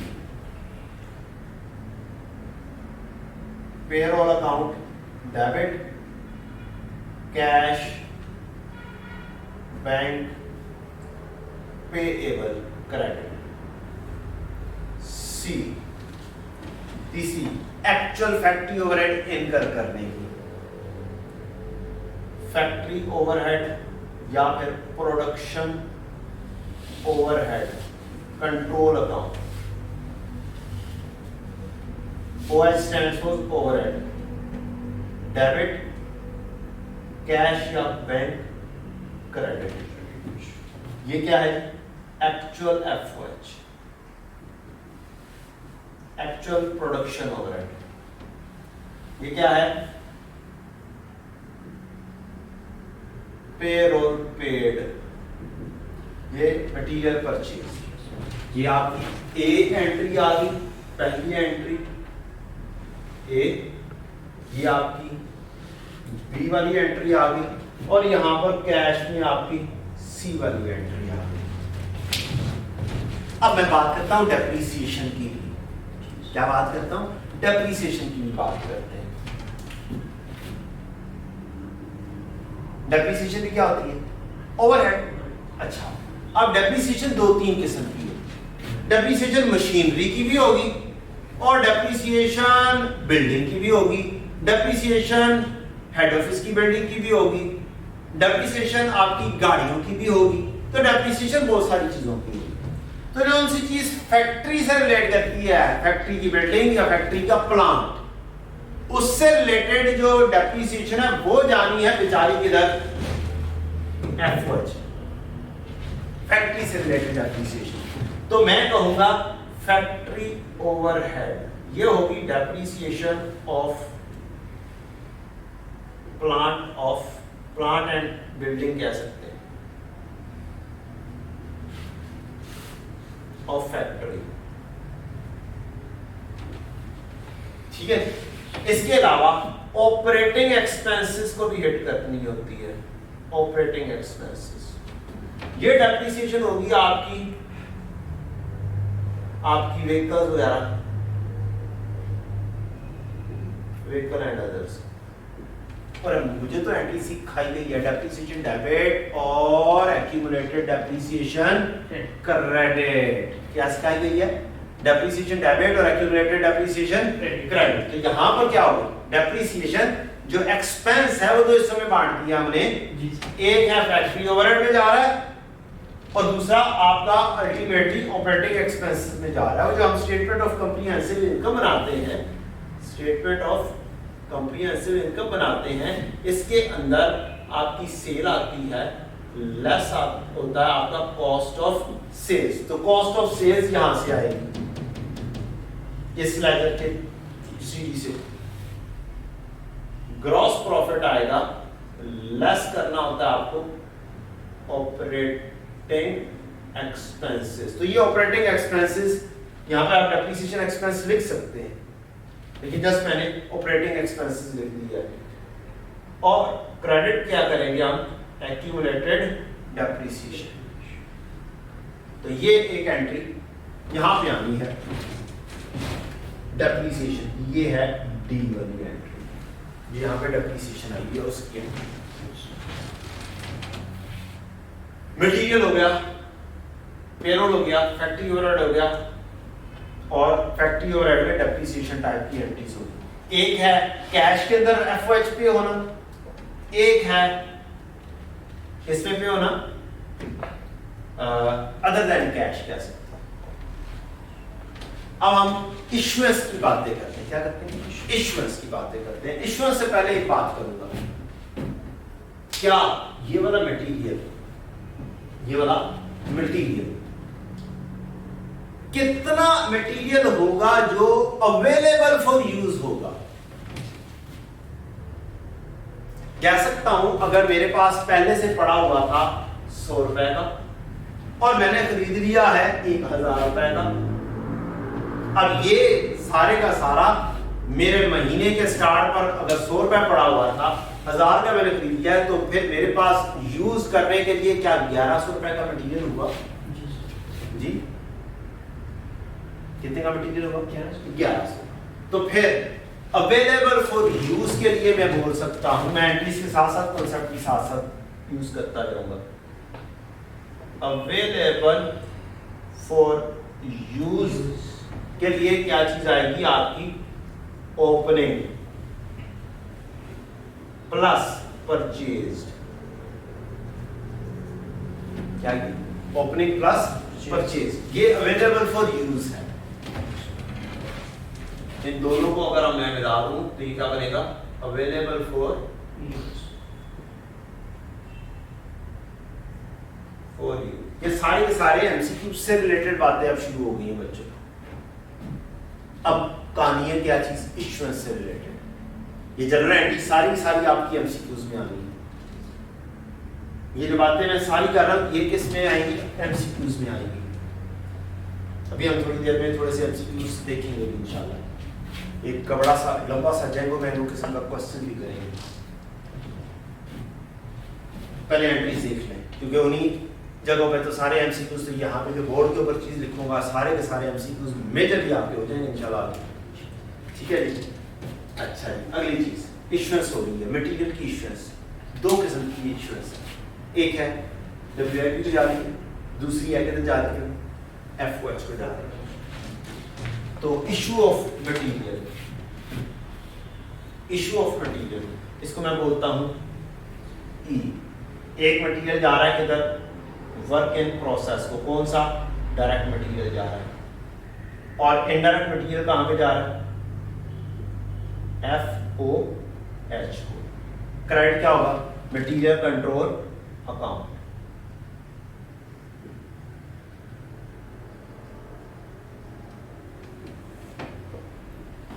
गॉट द पॉइंट। ये वाला, ये दोनों एंट्रीज को इकट्ठा करें तो ये एंट्री बन जाएगी आपकी WIP debit material credit, FOH debit material credit. दोनों को इकट्ठा जैंगो बिंगो एंट्री कर दें, इकट्ठी कॉम्बो एंट्री कर दें तो क्या बनेगी, material credit, WIP debit direct material के लिए और FOH डेबिट इनडायरेक्ट मटेरियल के लिए। Hope so you got the point. अगली चीज पेरोल से रिलेटेड है, यहाँ पे भी दो जगहों पे जा रहा है, पेरोल भी क्या जा रही है, दो जगहों। इसको बोलते हैं हम F number entry. F number entry payroll दो किस्म की, एक डायरेक्ट और एक इनडायरेक्ट। जो डायरेक्ट है वो डायरेक्ट वाली चीजें हमेशा कहां पर जाती हैं, अल्टीमेटली रूट होके मटेरियल और WIP को, डायरेक्ट लेबर। और इनडायरेक्ट वाली चीजें कहां पे जानी है, सारी की सारी factory overhead, production overhead. Factory overhead का दूसरा नाम प्रोडक्शन ओवरहेड। FOH को जाएगा आपका इनडायरेक्ट लेबर और आपकी पेरोल अकाउंट क्या हो जाएगी, क्रेडिट हो जाएगी। तो आपकी ये वाली चीज भी, ये दो एंट्रीज भी हो गई, ये दो एंट्रीज भी हो गई। इसके साथ ही ये भी हो गया, ये भी हो गया, और ये तो डायरेक्टली है, इसको FG कह देते हैं।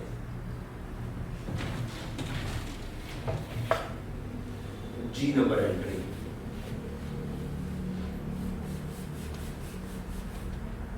इन सबके ऊपर एक एक MCQ आराम से बन सकता है, एक एक क्या 10-10 MCQs बनाए जा सकते हैं।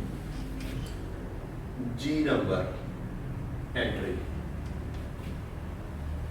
G नंबर एंट्री बनती है WIP डेबिट और cash credit, direct expenses paid.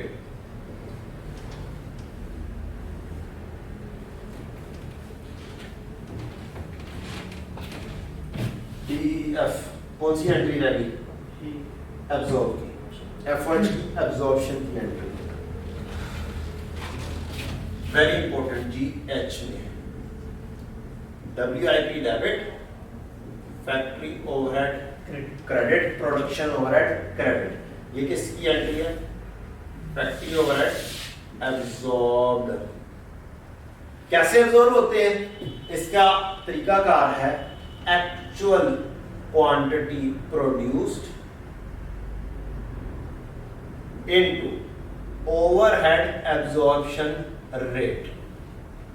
क्या है इसका formula, actual quantity produced into overhead absorption rate. एक absorption rate, overhead absorption rate कैसे आता है, आप एस्टिमेट करते हैं budgeted production overhead divided by budgeted कोई भी बेस, 3, 4, 5 किस्म की बेसिस हो सकती है। ये एक मैथ है, किसी चीज से लिंक करना है। ये लेबर आर्ट की बेस पे हो सकता है कि ये वाली चीजें हैं, ये वाले बंदे जो हैं जिन्होंने लेबर घंटे जितना काम किया उनके हिसाब से एब्जॉर्ब कर। ये इस मटेरियल यूज्ड की बेसिस पर हो सकता है, ये मशीन कितनी चली है उसकी बेसिस पर हो सकता है। इसको किसी भी वैल्यू के साथ लिंक किया जा सकता है। ये आपकी इन दो चीजों को जब इकट्ठा करें, direct material, direct labour, direct expenses, जिसको प्राइम कॉस्ट बोलते हैं, उसकी एक परसेंटेज हो सकती है। It could be any percentage. Absorb करना है, कोई ना कोई एस्टिमेशन बनानी है, किसी भी तरीके से बना लो, किसी भी मैथ का कोई भी लिंक लगा लो कि यार मेरे पास लेबर इतनी है, मेरा ख्याल में एब्जॉर्ब जो है ना वो इतने होंगे, तो वो हर महीने देखा जा रहा होगा कि क्या ये जो परसेंटेज बनाई गई है ये मोर और लेस एक्यूरेट है या नहीं है। ठीक, तो काफी हद तक एक्यूरेसी के नजदीक ही होगी, माइनस का डिफरेंस आएगा आपका। ये नहीं है कि यार एक्चुअल में खर्चे आपके 10 लाख हो और एब्जॉर्ब आप 5 लाख कर रहे हैं। ये भी नहीं होगा कि 10 लाख खर्चे हो और आप एब्जॉर्ब 20 लाख कर रहे हैं।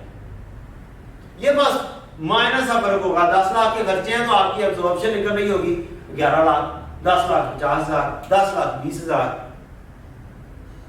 ठीक, 9 लाख 80,000, 9 लाख 70,000, 20, 30, 40,000 का ऊपर नीचे का फर्क, यानी कि परसेंटेज वाइज माइनस का फर्क। तो ये बजटेड एक्टिविटी हम बोल सकते हैं, और ये एक्टिविटी बहुत सारी चीजों की होती है, मुख्तलिफ परसेंटेजेस। तो आपका एब्जॉर्ब का मैंने एंट्री बता दी, एब्जॉर्प्शन का फार्मूला बता दिया। अब थोड़ी देर में एमसीक्यू करेंगे, एब्जॉर्प्शन का भी निकाल के करेंगे और बाकी सारी चीजों का भी करेंगे इंशाल्लाह। GHIJ के LMNO PQRS की कौन सा एंट्री होगी? H नंबर, ये आपका H की एंट्री, ये भी आपकी H की एंट्री। कहानी खत्म हो गई, आगे बढ़ते हैं। वर्क इन प्रोसेस, ये चीजें बन रही है, बन के क्या एंट्री बनेगी? फिनिश को डेबिट, WIP क्रेडिट, फिनिश को डेबिट, WIP क्रेडिट, GHIJ बोल देता हूं, आई अजीब सा लगता है, J फिनिश को डेबिट, फिनिश गुड की इन्वेंट्री डेबिट, और वर्क इन प्रोसेस की इन्वेंट्री क्रेडिट। ये चीजें मैन्युफैक्चर्ड हो गई हैं।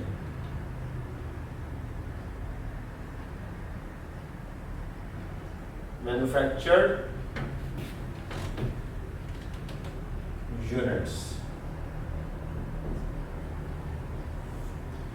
इसके बाद आपकी चीजें बन गई हैं, ये बिकनी है, सेल आउट होनी है।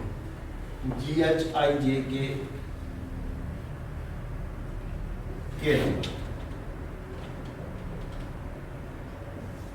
ये एंट्री आ गई, कॉस्ट ऑफ सेल्स। फिर अंडर या ओवर की एंट्रीज आएंगी, ये J के नंबर, K नंबर थी या J नंबर थी? फिर इसको डेबिट, WIP क्रेडिट, अच्छा बेचनी है अब के number, cost of sale debit, और finish good credit, sale of units, and that's all. JK L and M, आपकी पूरी जर्नल एंट्री, पूरी फैक्ट्री का प्रोसेस ये क्या हो चुका? कंप्लीट हो चुका। अब जल्दी MCQ देखेंगे और देखेंगे क्या ये हमसे होते हैं, क्या हमने जो चीजें पढ़ी हैं वो काफी हद तक ठीक है या नहीं।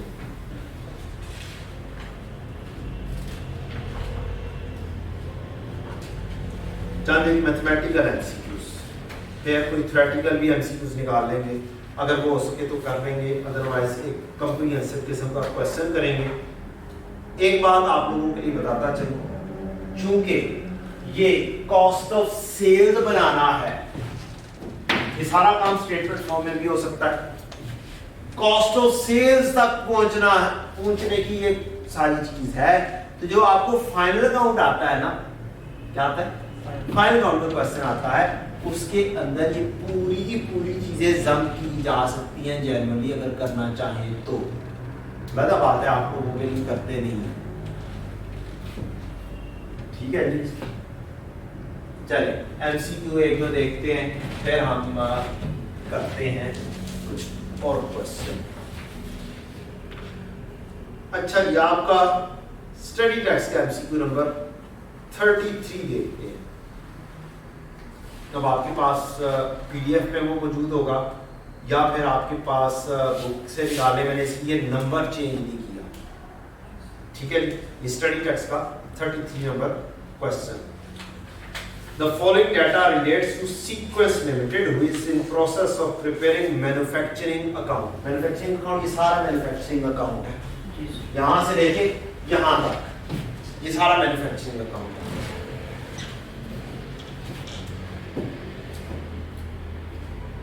इन्वेंट्री मटेरियल 1 जनवरी 2020 75,000। इन्वेंट्री मटेरियल 31 दिसंबर 2020 1,05,000।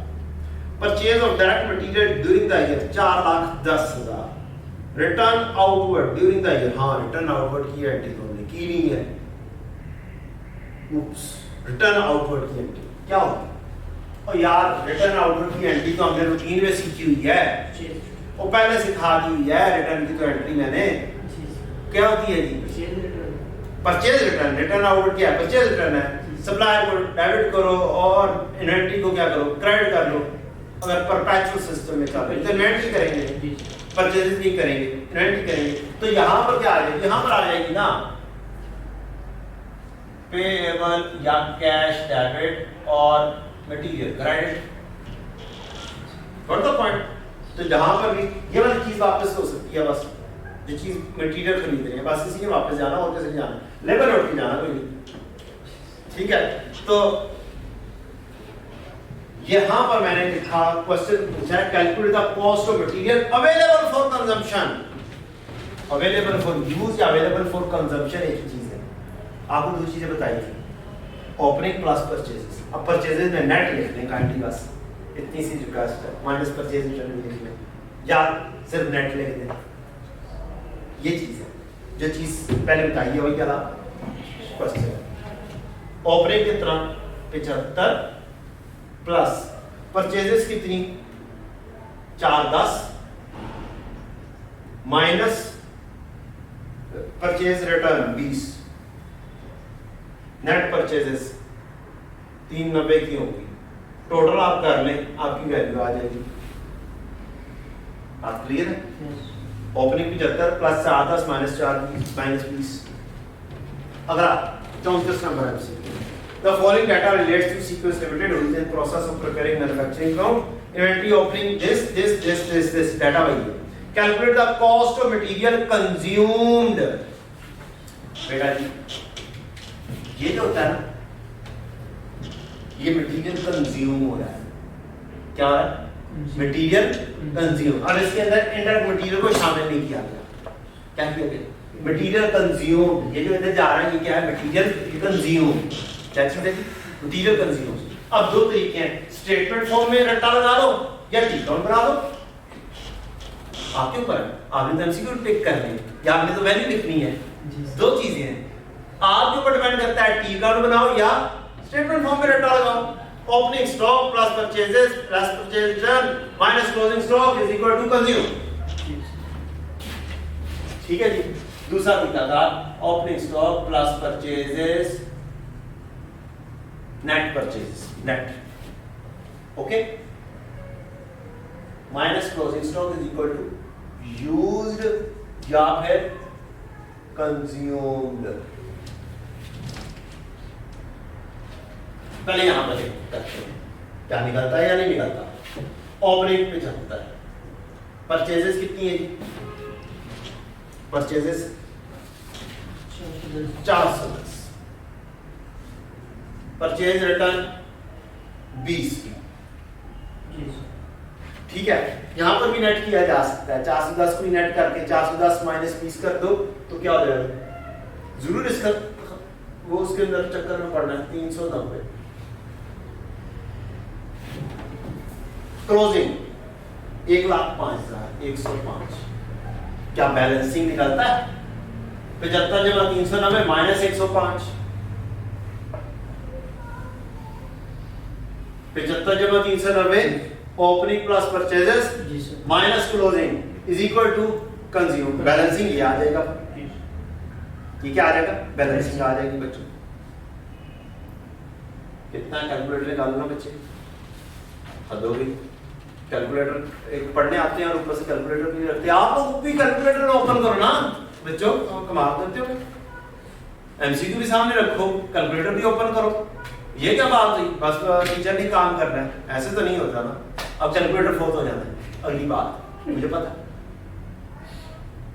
मुझे अपना मोबाइल निकाल के कैलकुलेशन करनी पड़नी है, या मुझे अपना लैपटॉप निकाल के कैलकुलेशन करनी पड़नी है।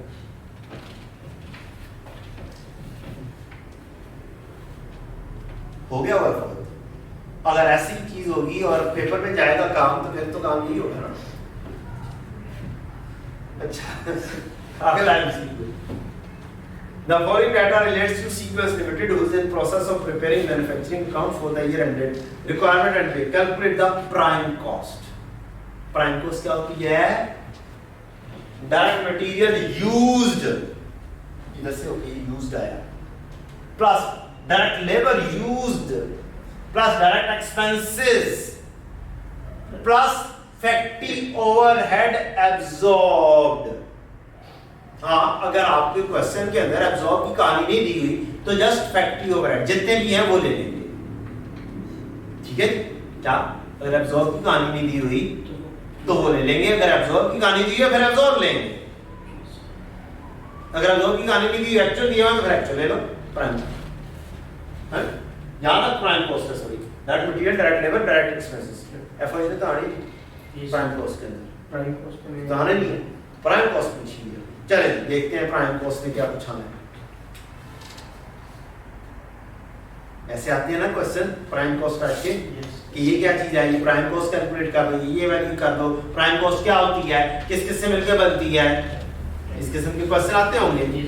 ठीक है जी, तो वो आज सारे के सारे एमसीक्यू सॉल्व हो रहे हैं इस एक पेज के ऊपर इंशाल्लाह। The following data relates to sequence cost of direct material consumed 360 जनाब, direct material consume आ गया 360 का। direct labor wages 60, indirect labor wages and indirect material और FH है नहीं लेना, FH प्राइम कॉस्ट में नहीं आता।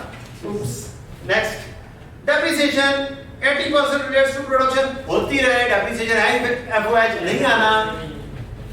Rent and utility expenses of factory 19,800, FOH है नहीं आना। Royalty paid on number of units of product produce, direct expenses है आएगा।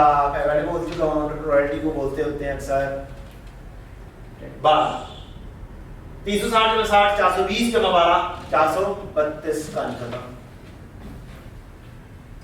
36 number MCQ. Calculate the production overhead for the year.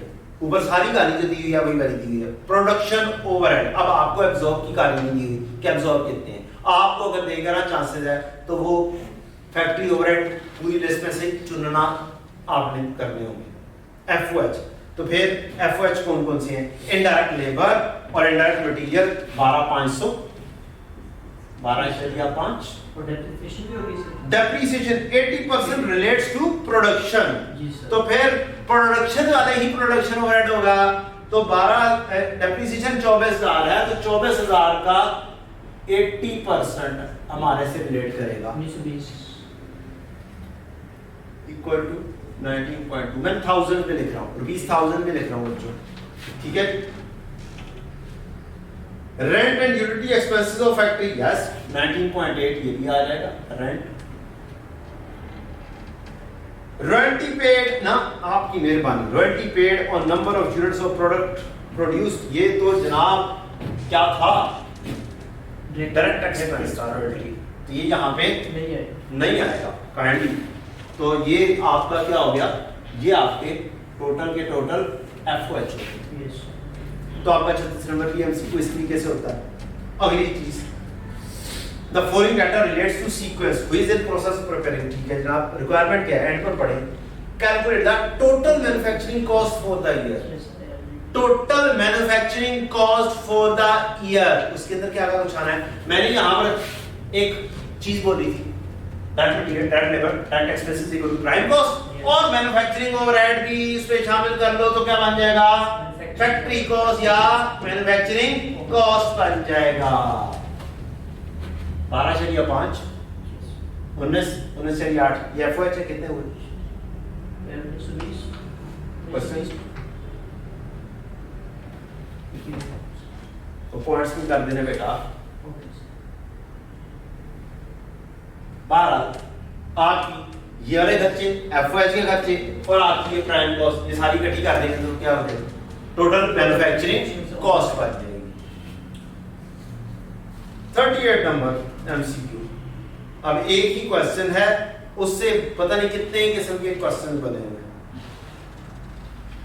38 का रिक्वायरमेंट है calculate the cost of goods available for manufacturing अब ये वाला कॉन्सेप्ट समझिए ये मैंने पहले नहीं बताया cost of goods available for manufacturing अच्छा अवेलेबल जहां पर भी आएगा ना उसमें ओपनिंग प्लस कुछ आना है अवेलेबल फॉर मैन्युफैक्चरिंग क्या पहले अवेलेबल फॉर यूज में ओपनिंग प्लस परचेजेस आया था अवेलेबल फॉर यूज में अब मैन्युफैक्चरिंग कहां पे हो रही है कौन से अकाउंट में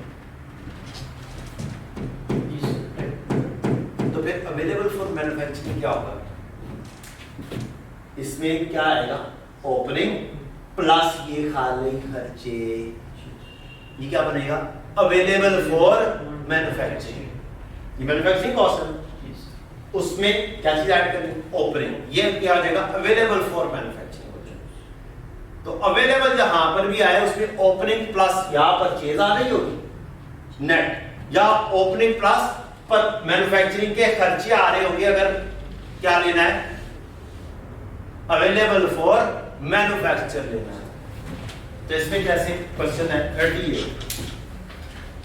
कहता factory cost prime plus production overhead 483,500 क्या ये आगे सारे खर्चे जी sir prime cost plus factory overhead 483,500 आ गए अगली चीज कहता है inventory WIP opening inventory WIP closing purchase of WIP inventory during the year to fulfil an urgent order क्या जो अगर मैं खरीद लूंगा वो भी फिर यहां पे आ जाएगा मैंने डब्ल्यूआईपी डायरेक्टली खरीद लिया क्या था ये मेरे बना रहा था मुझे एक ऑर्डर आया कि यार 5 दिनों के अंदर चाहिए मैंने साथ में दुकानदार से पूछा यार तुम भी बनाते हैं वैसे कोई बड़ी बड़ी पड़ी नहीं उसने कहा यार मेरे पास ना सारी कटिंग हुई पड़ी हुई है तुम्हें कौन से चाहिए डिनोमिनेशन क्या होनी चाहिए 4/3 की चाहिए रूटीन में यूज होती है उसने कहा यार कटिंग हुई पड़ी है मेरे पास सारी सारी चेकबोर्ड भी कटा हुआ है और लकड़ियां भी तैयार पड़ी हैं यार मुझे दे दो आपने खरीद लिया कहां पे लेके जाओगे इधर लेके जाओगे क्या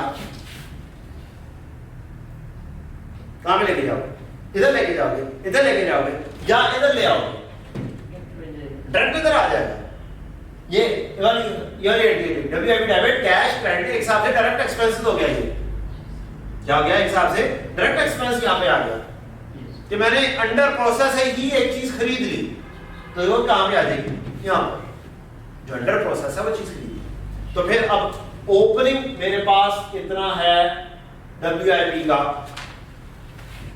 ओपनिंग है डब्ल्यूआईपी का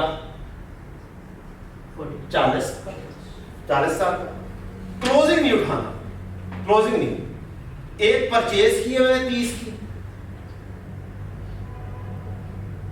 मैं 1000 को किस तरह लिख रहा हूं 3 से बढ़ा रहा हूं और 483.5 ये मेरा कौन सा खर्चा है प्राइम कॉस्ट प्लस एफओएच तो ये हो जाएगी अवेलेबल फॉर मैन्युफैक्चर कितने में बाद की कहानी ये क्या हो जाएंगे ये सारे खर्चे मैच करेंगे तो ये बनेगी अवेलेबल में ओपनिंग बस लेना है अवेलेबल फॉर मैन्युफैक्चर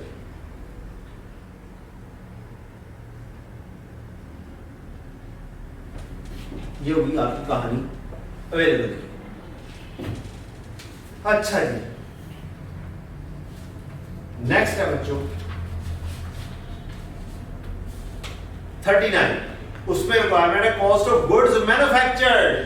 तो कॉस्ट ऑफ गुड्स मैन्युफैक्चर्ड क्या चीज होती है? ये होती है जो फिनिश गुड तैयार होगी उसकी कॉस्ट। ये क्या चीज होती है? Cost of goods manufactured.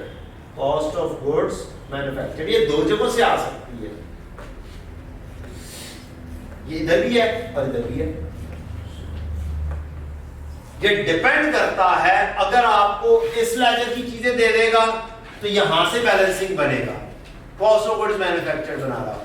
अगर यहां से इसकी चीजें दे देगा तो यहां से बैलेंसिंग बनेगा। क्या जी? कॉस्ट ऑफ गुड्स मैन्युफैक्चर्ड या तो फिनिश गुड के लेजर से बन जाएगा, ये भी कॉस्ट ऑफ गुड्स मैन्युफैक्चर्ड है, और या इधर से बनेगा। अगर आपको दे देता है WIP ओपनिंग, मैन्युफैक्चरिंग कॉस्ट में आपको प्राइम कॉस्ट दे देता है, direct material, direct labour, direct expenses, factory overheads दे देता है, सारे के सारे खर्चे ऐड अप करेंगे, ये क्लोजिंग लेस करेंगे, कॉस्ट ऑफ गुड्स मैन्युफैक्चर्ड बन जाएगा। और on other hand finish good के लेजर में से opening finish good, cost of sale होनी चाहिए, क्लोजिंग होना चाहिए, तो भी कॉस्ट ऑफ गुड्स मैन्युफैक्चर्ड निकल आएगा, क्योंकि ये वही वाली एंट्री है ना, WIP debit, WIP credit, finish good debit. तो इसने क्या किया? इसने क्वेश्चन जो लिया है वो इधर से लिया है फिलहाल 483,500 ओपनिंग PD, ये परचेजेस कैश के जरिए, ये आपकी प्राइम कॉस्ट प्लस FOH, और आपको दे दिया क्लोजिंग।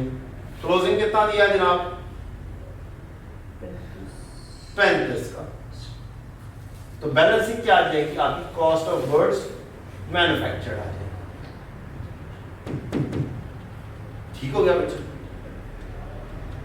तो मेरा ख्याल है कॉन्सेप्ट जो है अब आपके वीक नहीं होने चाहिए, कोई MCQ गलत नहीं होना चाहिए, खासतौर पे मेरे से पढ़ने के बाद नहीं। अगर गलत करोगे अच्छी बात नहीं, मैं नाराज हो जाऊंगा।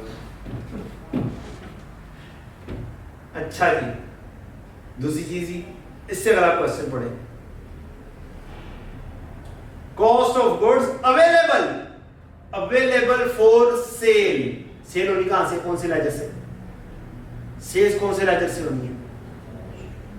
सेल होनी है इस लेजर से जानी, ये कॉस्ट ऑफ सेल है। और अवेलेबल में क्या बोला मैंने? ओपनिंग लेना है प्लस जो चीज बन गई हुई है वो लेनी है। बेचने के लिए अवेलेबल कितने यूनिट्स हैं? ये दोनों मेरा available for manufacture, available for use material, opening plus purchases net, available for क्या हो? Manufacture, available for manufacture, opening plus ये वाले खर्चे, प्राइम कॉस्ट और FOH, अवेलेबल फॉर सेल हो, opening finish good plus manufacture. Got the point? तो available की कहानी जहां पर भी आ जाए उसमें ओपनिंग आना है प्लस उस लेजर से रिलेटेड चीज आनी है। इस क्या क्लोजिंग नहीं आना? क्लोजिंग तो ये कॉस्ट ऑफ सेल मालूम करने के लिए आएगा, क्लोजिंग तो cost of goods manufactured use करने के लिए आएगा। क्लोजिंग तो लेंगे जब आपने यूज निकालना हो, कंज्यूम निकालना हो। तो आपके 90% MCQs यहां से शुरू होके यहां तक के, इसमें ये भी शामिल है, अंडर ओवर भी शामिल है।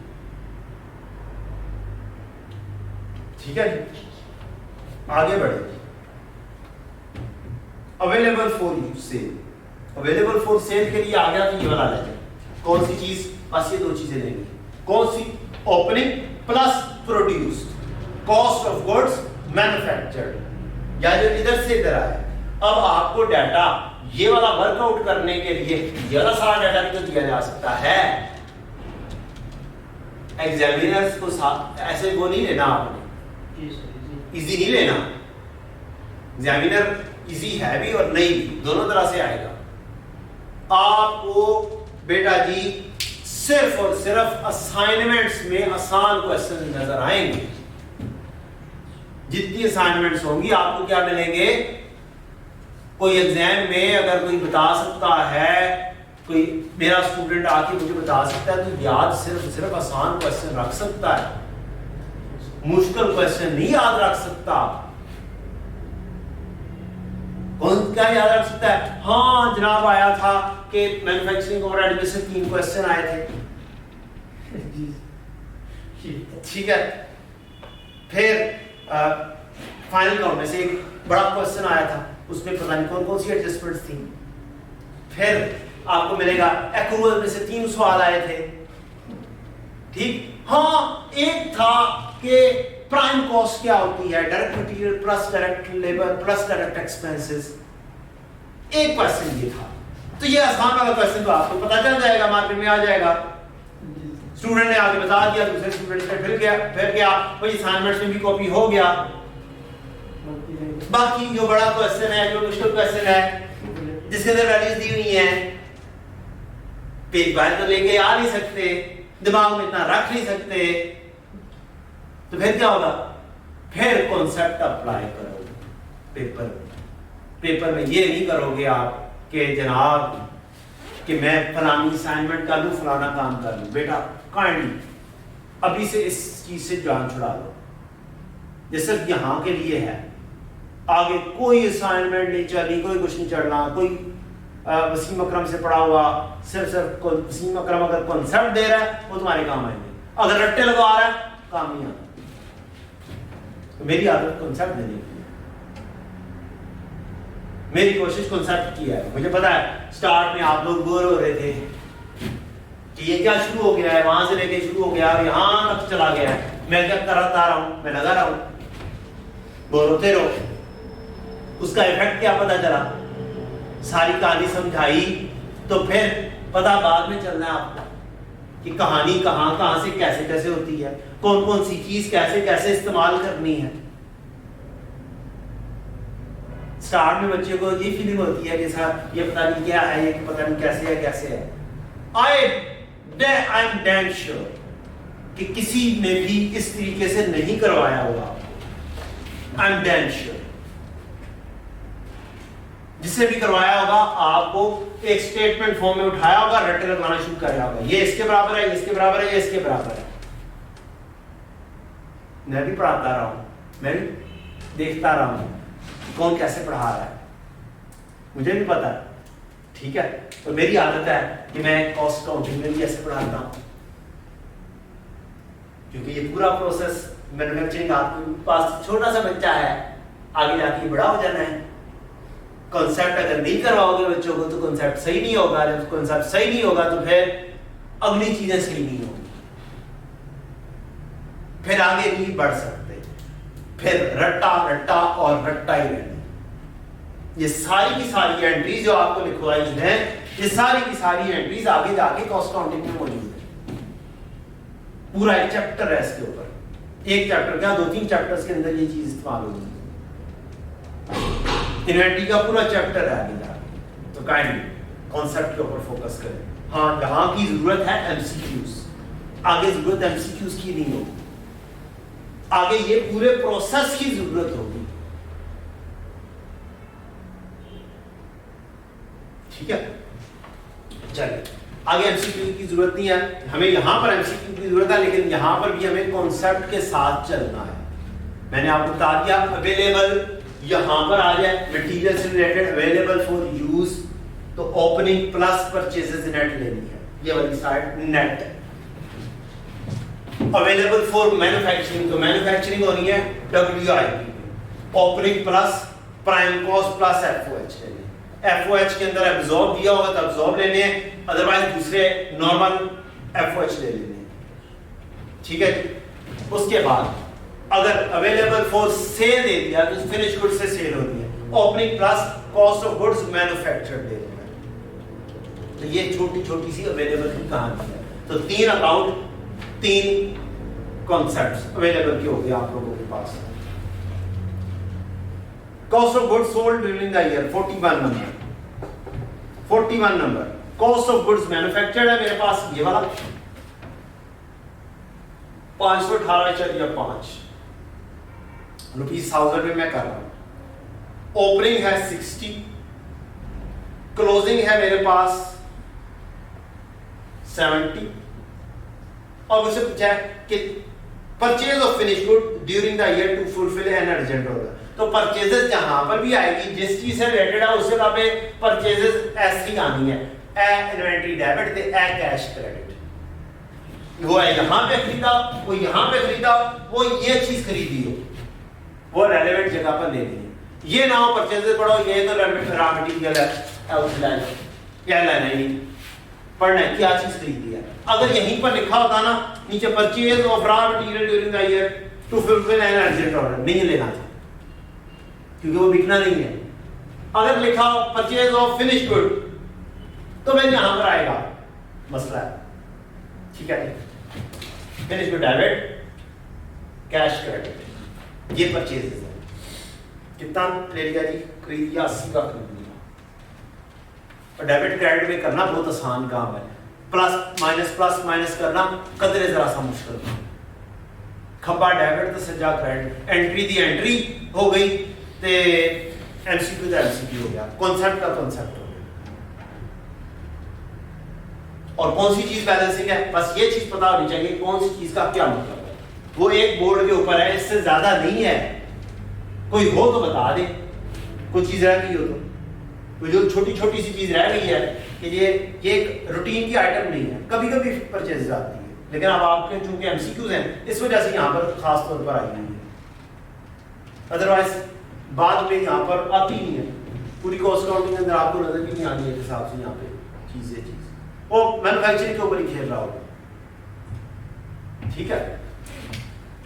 लेकिन कॉस्ट ऑफ सेल्स क्या आ जाएगी फिर, balancing this plus this minus this is equal to this, ये भी हो गया। 42 नंबर क्या चीज कहता है, calculate the cost of goods manufactured during the year.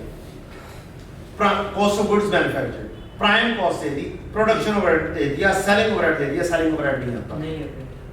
WIP inventory at start and end of the year, ओ ले है तो फिर क्या करें, ये भी लेना है, ये भी लेना है। क्लोजिंग में तो क्या लेना है, calculate the cost of goods manufactured, ये लेना है कॉस्ट ऑफ गुड्स मैन्युफैक्चर्ड, और ये खर्चे दे दिए तो बस इसके अंदर क्या चीज नहीं लेनी, सेलिंग ओवरहेड नहीं लेना। प्राइम कॉस्ट भी होगा, प्रोडक्शन ओवरहेड भी आएगा, 500 5 लाख 2 लाख 7 लाख 7 लाख में ना एडमिन ओवरहेड आ रहा है ना सेलिंग ओवरहेड आ रहा है जी सर, ना ओपनिंग क्लोजिंग आएंगे, तो ये 7 लाख से 10 आ जाएगा। एमसीक्यू नंबर 43 क्या कहता है, requirement calculate the cost of goods manufactured during the year. Cost of goods manufactured क्या चीज है, या यहां से आ सकता है या यहां से आ सकता है।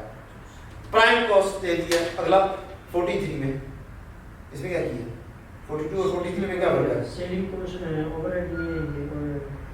अच्छा WIP आ गया, ओपनिंग इन्वेंटरी आ गई है शायद जी sir. Cost of goods manufactured during the year, prime cost 5 lakh, production overhead 2 lakh की आएगी, सेलिंग ओवरहेड नहीं आने, एडमिन ओवरहेड नहीं आने। ओवरहेड का नाम पढ़ के काइंडली ना तुम्हारी मेरे पास सिर्फ प्रोडक्शन ओवरहेड लेने हैं जी आ भी मेरे पास, एडमिन और सेलिंग ना दे ऐड कर देना।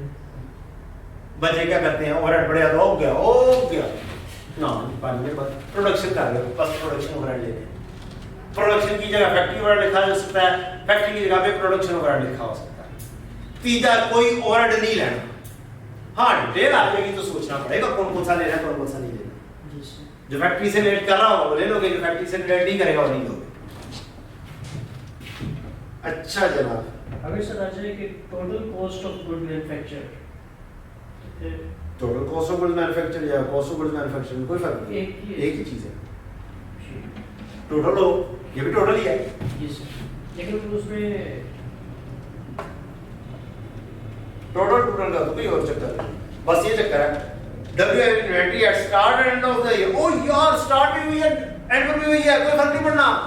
इधर भी 30 हो, इधर भी 30 हो, माइनस करें या प्लस करें, इधर से ये कट गया, खत्म हो गया, फिर पीछे क्या रह गया, direct material, direct labour, direct expenses और फैक्ट्री ओवरहेड। तो आंसर दोनों में सेम है, हो जा। और ये चीज एमसीक्यूज में भी आ सकती है, फलाना फलाना फलाना फलाना, इतनी चीजें। और जितनी गलतियां होंगी ना, जो एग्जामिनर होता है ना, उससे वो ऑप्शन साथ रखी होती है, आपका आंसर भी वही आ रहा होगा। जब गलती बना रहे होंगे तो भी आंसर आएगा। अभी ओ यस मैच हो गया। मसलन एडमिन एक्सपेंसेस ऐड करके भी एडमिन ओवरहेड भी ऐड करके वैल्यू लिखी होगी, एक वैल्यू में दोनों चीजें ऐड करके सेलिंग ओवरहेड भी ऐड करके लिखे होंगे, सेम होते हैं क्वेश्चन। एक में इन्वेंटरी भी ऐड कर दी होगी, ओपनिंग, हालांकि लिखा है ओपनिंग और क्लोजिंग दोनों एक है, ठीक है ना। तो एक ऑप्शन होगी 5 लाख जमा 2 लाख जमा 30,000 ओपनिंग इन्वेंटरी ऐड कर, बच्चे ने कहा यार जबरदस्त ओपनिंग तो शामिल होनी चाहिए। जब आप स्ट्रेट फॉरवर्ड चल रहे होगे, रटे के ऊपर चल रहे हो, तो काम गड़बड़ होगा। कहानी इस तरह के एमसीक्यूज के लिए काउंट को फॉलो कर कि क्या कुछ लेना है, बड़ी आसानी से आपके सारे क्वेश्चन होंगे। सिर्फ ये चीज याद कर लो, अवेलेबल हो तो ओपनिंग प्लस पर डेबिट साइड अवेलेबल का नाम है, ठीक है। नेट परचेज रिटर्न करके अवेलेबल के लिए ये दोनों चीजें, ओपनिंग प्लस अवेलेबल और फॉर सेल के लिए ये दो। और जब आपकी यूज्ड लेना है, कंज्यूम लेना है मटेरियल, तो ये वाली चीज बैलेंसिंग निकल आएगी टी अकाउंट के अंदर। जब आपने कॉस्ट ऑफ गुड्स मैन्युफैक्चर्ड लेना है, तो ये वाली चीज बैलेंसिंग निकल आएगी। अगर आपको ओपनिंग ये देता है, बेचने वाला कॉस्ट ऑफ सेल दे देता है, ये क्लोजिंग दे देता है, तो कॉस्ट ऑफ गुड्स मैन्युफैक्चर्ड यहां से बैलेंसिंग निकल आएगी। सिर्फ और सिर्फ इन इस प्रोसेस को याद कर लो, दैट्स ऑल द गेम। ये एक पेज को याद कर लो, तस्वीर खींच लो, स्क्रीनशॉट ले लो, इस एक पेज को याद कर लो, बस आपका मैन्युफैक्चरिंग पूरी की पूरी मैथमेटिकली हो जाएगी इंशाल्लाह। COGM stands for cost of goods manufactured, COS stands for cost of sales। 44 number MCQ, calculate the cost of goods sold during the year. तो ये तो वही है, opening finish good, closing finish good है, और कॉस्ट ऑफ गुड्स मैन्युफैक्चर दिया हुआ है, ये वाली चीज है। 5,18,500, अच्छा ये 44 नंबर हो नहीं गया था, हो गया था 5,18,500 60 और 70, बस ये हो गया था, हो गया था। 47 नंबर, 47 पे आते हैं जी। 47 नंबर रिक्वायरमेंट है, what is the amount of raw material consume for the month of April 19। Raw material की इन्वेंटरी अप्रैल 1 को, अप्रैल 30 को रॉ मटेरियल कंज्यूम ये वाली चीज होती है। क्या चीज होती है? ये वाली चीज। ओपनिंग दिया हुआ आपको, ओपनिंग दिया हुआ 30 में,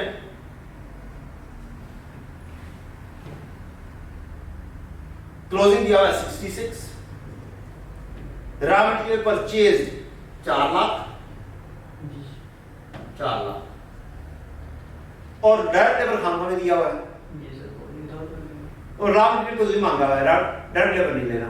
वो तो प्राइम कॉस्ट कैलकुलेट कर रहे होते तो प्राइम कॉस्ट, अगर यहीं पर क्वेश्चन आ जाता प्राइम कॉस्ट तो वो पूरे ले लेना था, वो बाद में ऐड अप कर देना था कंज्यूम निकालने के बाद। तो ये बैलेंस क्या आ जाएगा? 400 जमा 39 माइनस 66, ये आपका क्या आ जाएगा? रॉ मटेरियल कंज्यूम्ड आ जाएगा। अच्छा जी, इससे नीचे 48 नंबर कौन से? What is the figure for prime cost? Raw material consume 373, direct labour cost 3 lakh, indirect labour 40 lakh, prime cost है 3,73,000 जमा 4 लाख, तो 373 जमा डायरेक्ट लेबर 673 आ जाएगा। तो सो सिंपल, प्राइम कॉस्ट क्या है? मटेरियल और लेबर, डायरेक्ट खर्चे सारे। 49 नंबर है, what is the amount of factory overhead for the month. अब ये वो सारी लिस्ट आ गई है, लिस्ट वाइज देख रहे हैं कौन कौन सा खर्चा देना है। डायरेक्ट मटेरियल परचेज ओवरहेड नहीं है, उड़ा दो। डायरेक्ट लेबर कॉस्ट ओवरहेड नहीं है, उड़ा दो। एडवर्टाइजिंग एक्सपेंस ओवरहेड नहीं है, एडवर्टाइज करना। फैक्ट्री में काम करने की जरूरत नहीं है, फैक्ट्री के अंदर वर्कर चीज को बना बेचने का खर्चा, ये selling expense. Selling and admin expenses नहीं आने। Rent for factory, yes this is factory overhead. Depreciation sales equipment, ना ना ना, प्रोडक्शन का खर्चा नहीं है डेप्रिसिएशन। ये वाली एंट्री है, यहां पर इधर गई ये, ठीक है जी।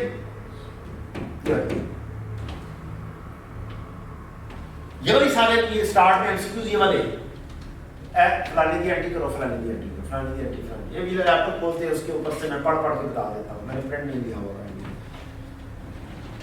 Depreciation factory equipment, depreciation factory equipment 49 number. Factory equipment yes FOH है। Indirect labour cost, indirect labour हाँ या इनडायरेक्ट लेबर तो एफओएच होती है, हाँ एफओएच है ठीक है। फैक्ट्री यूटिलिटीज यस आनी चाहिए। फैक्ट्री इंश्योरेंस यस एफओएच है।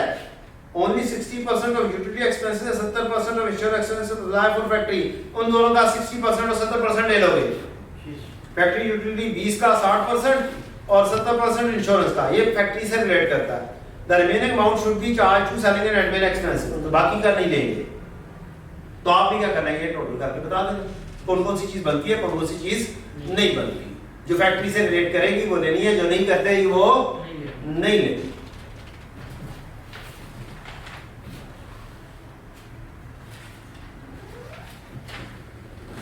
ठीक हो गया बच्चों। अब थोड़ा सा हम क्वेश्चन करते हैं और जर्नल एंट्री भी करेंगे इंशाल्लाह।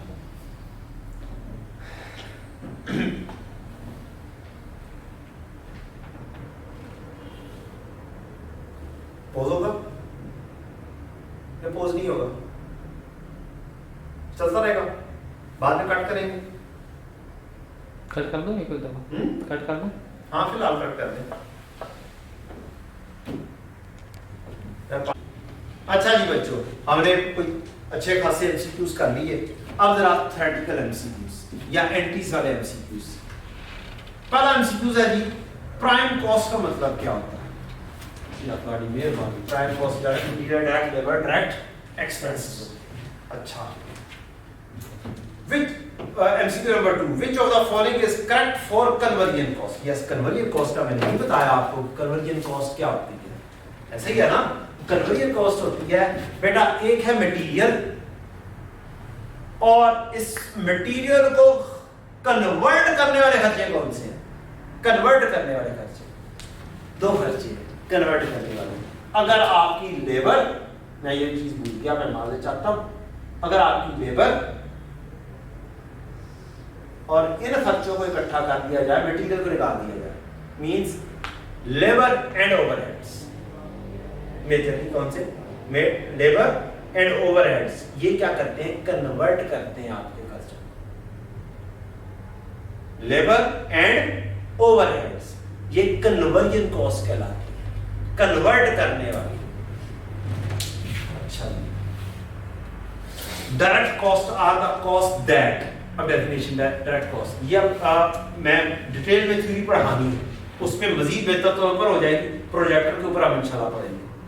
पूरे तमाम चैप्टर्स की थ्योरी इंशाल्लाह बड़ी डिटेल में पढ़ेंगे इंशाल्लाह। उस थ्योरी को और उससे रिलेटेड एमसीक्यूज इंशाल्लाह साथ साथ ही होंगे। ये तो मैं चूंकि ये बोर्ड के ऊपर लिख दिया था, साथ साथ जरूरी था कि मैं आपको इसके एमसीक्यूज भी साथ साथ थोड़े थोड़े से सिखा दूं। अदरवाइज एमसीक्यूज के लिए तो पूरी कहानी होनी है हमारी, एक बड़ा डिटेल लंबा सा सेशन होना है, जिसके अंदर आप प्रोजेक्टर के ऊपर एमसीक्यूज भी ऑन करेंगे, थ्योरी भी पढ़ेंगे, थ्योरी के साथ फिर एमसीक्यूज पढ़ेंगे, तो हमारा इंशाल्लाह बहुत अच्छा सा काम, वो वाले कॉन्सेप्ट्स भी हो जाएंगे जो आपके पहले से उस तरीके से नहीं है।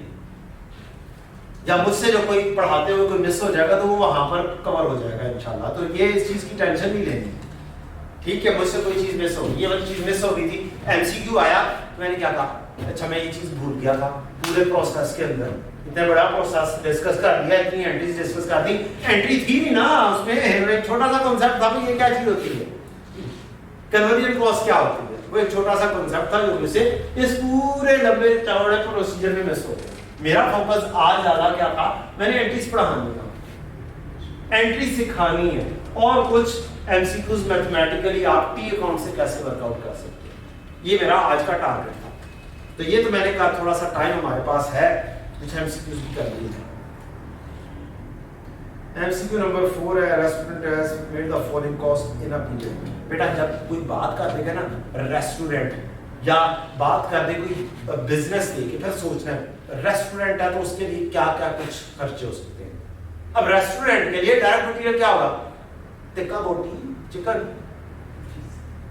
लेबर क्या होगी, वो जो बना रहा है chef, chef would be the direct labour, ठीक है जी। और वो जो मैनेजर होगा रेस्टोरेंट में, वो क्या होगा, इंडायरेक्ट हो जाएगा, ठीक है ना। तो वो इस तरीके से सोचना पड़ेगा कि डायरेक्ट कॉस्ट कौन सी होंगी। तो wages of the kitchen staff, restaurant has a following cost in the period, requirement है इनडायरेक्ट कॉस्ट कौन सी है, तो फाइंड कर लो डायरेक्ट कर दिए थे इनडायरेक्ट कॉस्ट कर दिएगी। इसमें से देखेंगे wages of the kitchen staff है तो ये क्या है डायरेक्ट, खाना पका रहा है शेफ है। Depreciation of kitchen equipment, depreciation तो किधर आती है एफओएच, किचन की इक्विपमेंट में है तो फिर कहां की होगी है, लेकिन जो डेप्रिसिएशन होगी रेस्टोरेंट के अंदर मेजों की पड़ी वो एडमिन सैलरी में आ जाएगी। जो किचन से रिलेटेड चीजें होंगी, जो मशीन से रिलेटेड चीजें होंगी वो किधर जाएंगी ओवरहेड्स में। तो ये देखना है, सोचना है बिजनेस किस चीज का, ठीक है जी। कॉस्ट ऑफ इंग्रेडिएंट्स फॉर मील, वही टिक्का बोटी, ये वो मसाले चस्केदार जबरदस्त किस्म का, वो क्या वहां पर भी बैठे हुए मजा आ रहा होगा, पेपर में बैठे हुए वहां पर भी आप कढ़ाई गोश्त खा रहे होंगे, तो कढ़ाई गोश्त सोचना है आपने कि कढ़ाई गोश्त की, अब जहां कहीं पे भी आप जा रहे हो बैठेंगे जनाब यार इस बिजनेस, ये जो बिजनेस कर रहा है इसकी डायरेक्ट खर्चे कौन से होंगे और इसके इनडायरेक्ट खर्चे कौन से होंगे, आप बैठ के सोच सकते हैं। अकाउंटेंट्स की बातें भी ऐसी हो सकती हैं, काम का काम हो गया, पढ़ाई की पढ़ाई होगी, गप्पों की गप्पे हो गई और कढ़ाई गोश्त का कढ़ाई गोश्त हो गया। Which item is a direct cost? Royalty, cleaning, material, factory rent, which और यार royalty है, ये तो अब याद हो जाना चाहिए तुम लोगों को, royalty है, जुबानी हो गया। अच्छा ये अब आगे बेकरी की बात आ गई तो मैं ये वाली बातें नहीं कर रहा, ये बाद में देखेंगे। कोई जर्नल एंट्रीज टाइप की कोई चीज आनी चाहिए, journal entries, yes 14 number MCQ. What is correct accounting entry to record issue of direct material? Correct entry, अब मैंने ऊपर वैल्यूज नहीं देख रहा, मैं वैल्यूज नहीं देख रहा, मैं जस्ट क्वेश्चन पढ़ रहा हूं। What is the correct accounting entry to record issue of direct material? क्या एंट्री होती है डायरेक्ट मटेरियल? सर ये इशू ऑफ डायरेक्ट मटेरियल, ये डब्ल्यूआईपी डेबिट और मटेरियल क्रेडिट। यहां पे कौन सी लिखी है? प्रोडक्शन ओवरहेड डेबिट और मटेरियल क्रेडिट, नहीं ये तो नहीं होगी। डब्ल्यूआईपी डेबिट और inventory credit, yes WIP debit और inventory credit, option number D. तो आपने अपने फोकस रखना है, माइंड में एंट्री सही होंगी, कौन सी चीज किस किस की है, तो फिर आप सीख कर पाएंगे। अच्छा जी, उससे नीचे 15 number, what is the correct entry to record issue of indirect labour? Indirect labour तो इधर से होके इधर से बात की बन जाएगी, तो एंट्री का एफआई डेबिट और मटेरियल क्रेडिट। मैं तो पूरी एंट्रीज डिस्कस कर दी है, अब एक भी आपकी एंट्री गलत हो रहा तो मैं तो कुछ नहीं कर सकूंगा ना। उससे अगला 16 number, what is the correct accounting entry for the year and June in integrated accounting system? बेटा जानी जितनी भी आपको एंट्रीज पढ़ाएंगे ना इंटीग्रेटेड अकाउंटिंग की, आपके पास दो किस्म की अकाउंटिंग सिस्टम होती है, एक इंटीग्रेटेड और एक इंटरलॉकिंग। आपको उसमें इंटरलॉकिंग आएगी, टेंशन है नहीं, वो इंटरलॉकिंग सिस्टम सीएमए में पढ़ाऊंगा, उधर है इंटरलॉकिंग की एंट्रीज नहीं है आपके कोर्स में, बस नाम याद करने कितने सिस्टम ने, इससे ज्यादा नहीं है। इंटीग्रेटेड और इंटरलॉकिंग दो सिस्टम्स हैं। इंटरलॉकिंग इंशाल्लाह आपको सीएमए में पढ़ाऊंगा इंशाल्लाह, अगर आप उससे पढ़ेंगे तो, अदरवाइज इससे तो पढ़ोगे तो मुझे तो वो सीएमए में, ठीक है, उसकी एंट्री सीएमए, उसमें फैक्ट्री को लगा कर देते हैं, हेड ऑफिस की एंट्रीज को लगा कर देते हैं। आपकी कोर्स में है ही नहीं, टेंशन ही लेनी, बस दो नाम याद रखने हैं। तो ये जितनी भी एंट्रीज हैं वो किसकी हैं? इंटीग्रेटेड सिस्टम की हैं। So simple, got the point? सारी एंट्रीज किसकी हैं? Integrated system. तो what is the correct entry for the year ended integrated system? किसकी भाई? ऊपर तो बताएगा। Manufacturing business started its operation by acquiring factory on the same date. The cost of factory is this. It has useful life of 20 years and residual value of 10 million. The 2/3 of the factory area is used for the production and remaining is used for office and showroom. Very good है, very good, आपकी मेहरबानी होगी। मैंने ये entry यहाँ पर लिखी है, डेप्रिसिएशन की एंट्री कहीं पे नजर आ जाए। ये फंक्शन ये D number entry, factory efforts जानी है, बाकी ऑपरेटिंग एक्सपेंसेस में जानी है, टोटल एक्यूमुलेटेड डेप्रिसिएशन क्रेडिट होनी है। ठीक है, एमसीक्यू नंबर 16।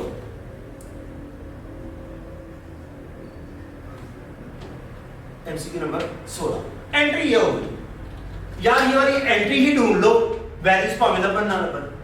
सबसे पहली बात क्या कह रहा हूं, वैल्यूज की कहानी बाद में देखेंगे। अगर दो एंट्री सेम एंट्री के साथ दो वैल्यूज दे दी हैं तो फिर तो कोई दो में कैलकुलेशन करनी पड़ेगी। अगर एंट्रीज ही कोई और लिख दी हैं तो फिर कैलकुलेशन भी नहीं करनी पड़ेगी, वो ऑप्शन सही होगी। समझ लगी है? एंट्री ये याद करनी है, समझनी है। एफओएच डेबिट डेप्रिसिएशन का, ऑपरेटिंग एक्सपेंसेस डेबिट या depreciation expense admin selling debit, और क्रेडिट एक्यूमुलेटेड डेप्रिसिएशन। अगर तो ये मिल रही है, 2-3 दफा लिखी हुई है, तो फिर कैलकुलेशन करनी पड़ेगी। अगर 2-3 दफा लिखी नहीं हुई, मींस उल्टी सीधी इधर उधर आए बाएं शाएं की हुई है, तो फिर क्या करोगे? फिर तो सीधी सीधी सी कैलकुलेशन के बगैर टिकिंग हो जाएगी ना। हाँ जी सर, तो यार फिर तो याद होगा यार, पहले तो एंट्री देखो ना कौन सी सही है, कैलकुलेशन तो बाद में देखेंगे। 4 एंट्रीज लिखी हैं। पहली WIP डेबिट, क्या फोर्थ होती है फौरी तौर पे? WIP डेबिट एंट्री फोर्थ होती है यहाँ पे, पहली एंट्री ऑप्शन ए खत्म। WIP डेबिट हो रहा है, WIP डेबिट होना ही नहीं। दूसरी प्रोडक्शन हो रहा है debit, operating expenses debit, accumulated depreciation credit, yes ये बी ऑप्शन को चेक करना पड़ेगा। तीसरी एंट्री WIP डेबिट, साइड पे नहीं WIP डेबिट। चौथी entry production overhead debit, operating expenses debit, accumulated depreciation credit. तो 2 दफा ये वाली एंट्री रिपीट हो गई है। अब इन दो में चॉइस करनी है, अब कैलकुलेशन करनी पड़ेगी। एक की कैलकुलेशन कर लो, सिर्फ एक चीज की कैलकुलेशन कर लो। फैक्ट्री को कौन सी चीज जाननी है, जहां पे से लिखी है वो सही ऑप्शन, बजाय इसके कि दोनों चीजें कैलकुलेट करो। एक्यूमुलेटेड डेप्रिसिएशन तो सेम हो सकता है लिखी हो, या एक्यूमुलेटेड डेप्रिसिएशन ही कैलकुलेट कर लो। ये टोटल डेप्रिसिएशन है कितनी, सारी चीजों की, क्योंकि एक्यूमुलेटेड डेप्रिसिएशन एक में 3.6 लिखी हुई है, एक में 3 लिखी हुई है, तो कोई एक चीज कैलकुलेट कर लो, वो वाली होगी। तो रिवर्स बैक भी करना सीखो। ये रिवर्स बैक, अगर आपको एंट्री के ऊपर फोकस है तो आपने दो ऑप्शंस को तो क्या तुम तो साइड पे हो ना, बाकी दो का मुकाबला देखेंगे। अब देखते हैं, कहता है manufacturing business starts its operation by acquiring factory on the same date, the cost of factory is 82 million on this date, it has useful life of 20 years and residual value of 10 million. ठीक है जनाब, 82 की life 20 है और residual value 10 है, यानी कि 72 तकसीम 20 करें। The 2/3 of this factory area is used for production and winning. यार सीधी सी डेप्रिसिएशन कैलकुलेट करो कितनी बनती है, 72 तकसीम 20, 82 माइनस 10 तकसीम 20, कैलकुलेशन दे रहा हूं कितनी वैल्यू बनती है।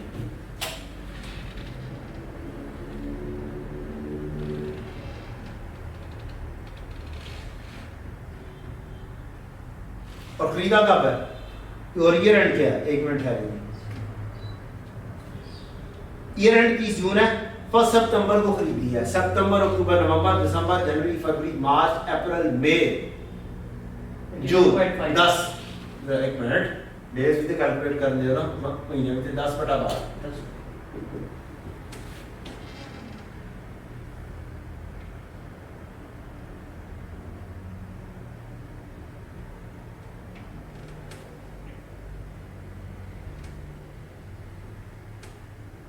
अब आपने सामने रखनी है तो तब साफ सही समझ लगनी है। कितनी आएगी? 81.5 यार तेरी मेहरबानी, 72 में से 82 में से 10 के 72 आया, 72 तकसीम 20 जरा 10/12, 12 20 है। ये क्या है? 1 सितंबर 20 को खरीदा। 1 मिनट बेटा, मैं पूरा क्वेश्चन पढ़ दूं दोबारा से। Manufacturing business started its operation on 1 September 20 by acquiring a factory on same date. The cost of factory is 82 million on this date. Useful life 20 साल, रेजिडुअल वैल्यू 10 मिलियन, तो 72 हो गया तकसीम 20। 2/3 of factory area is used for production and remaining is used for office and showroom. What is correct accounting entry for the year ended 30 June 21 in integrated accounting? यानी क्या आई बेटा 82 - 10 तकसीम 20 ज़रा 10/12।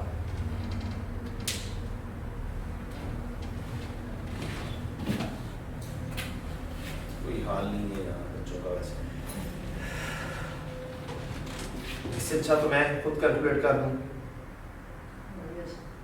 67.91। और यार 72 तकसीम 20 ही करेंगे तो 3.6 बनता है इनटू 10 तकसीम 12 3 मिलियन बनेगा। क्या हो गया बेटा जी? दो किस्म की एंट्रीज दी हुई है उसने। एक दी हुई है कि जिसने डेट्स को नहीं देखा तो उसने ये हिस्से को सिर्फ देखा तो उससे डेप्रिसिएशन निकल लिया 3.6, और अगर किसी ने डेट्स को देख लिया सही तरह से कैलकुलेशन कर ली 10/12 कर लिया तो डेप्रिसिएशन बन रही है 3 मिलियन। अब जिसने सही कैलकुलेशन कर ली एक्यूमुलेटेड डेप्रिसिएशन देख लो, बाकी दो एंट्रीज तो सही है, इसकी बाइफरकेशन तो बाद में देखी जाएगी। क्रेडिट एक्यूमुलेटेड डेप्रिसिएशन एक ऑप्शन में 3 दिया हुआ है, एक में 3.6 दिया हुआ है, तो सही वाली डेप्रिसिएशन 3 मिलियन बनती है, ये वाली ऑप्शन सही है। So simple. इसको दो हिस्से कर दो कि आपकी 2/3 3 × 2/3 और 3 × 1/3 ये दो हिस्से बन जाएंगे। एक में 2 आना है, एक में 1 आना है। एफओएच में 2 आना है और 1 आएगा किसमें सेलिंग एक्सपेंसेस में, और क्रेडिट एक्यूमुलेटेड डेप्रिसिएशन 3 के साथ हो जाएगी। तो तरीके से दो एंट्री साइड पे कर दोगे, बाकी दो में से सही कैलकुलेशन कर लेना कि एक्यूमुलेटेड डेप्रिसिएशन कितनी होती है, तो आंसर आप आराम से टिक कर सकते हैं। हाँ चलेंगे बाकी की एंट्रीज इंशाल्लाह ये एंट्रीज आपने याद कर लेनी है। बाकी की एंट्रीज मैं डिस्कस करूंगा और एमसीक्यूज बाकी के डिस्कस होंगे इंशाल्लाह। मजीद कुछ डिस्कस कर लेंगे जो थ्योरी से रिलेट करते हैं, वो इंशाल्लाह प्रोजेक्टर के ऊपर थ्योरी पढ़ेंगे तो उसके साथ डिस्कस कर लेंगे। आज के लिए इतना ही बेटा। Thank you very much. अस्सलाम वालेकुम रहमतुल्लाहि व बरकातहू।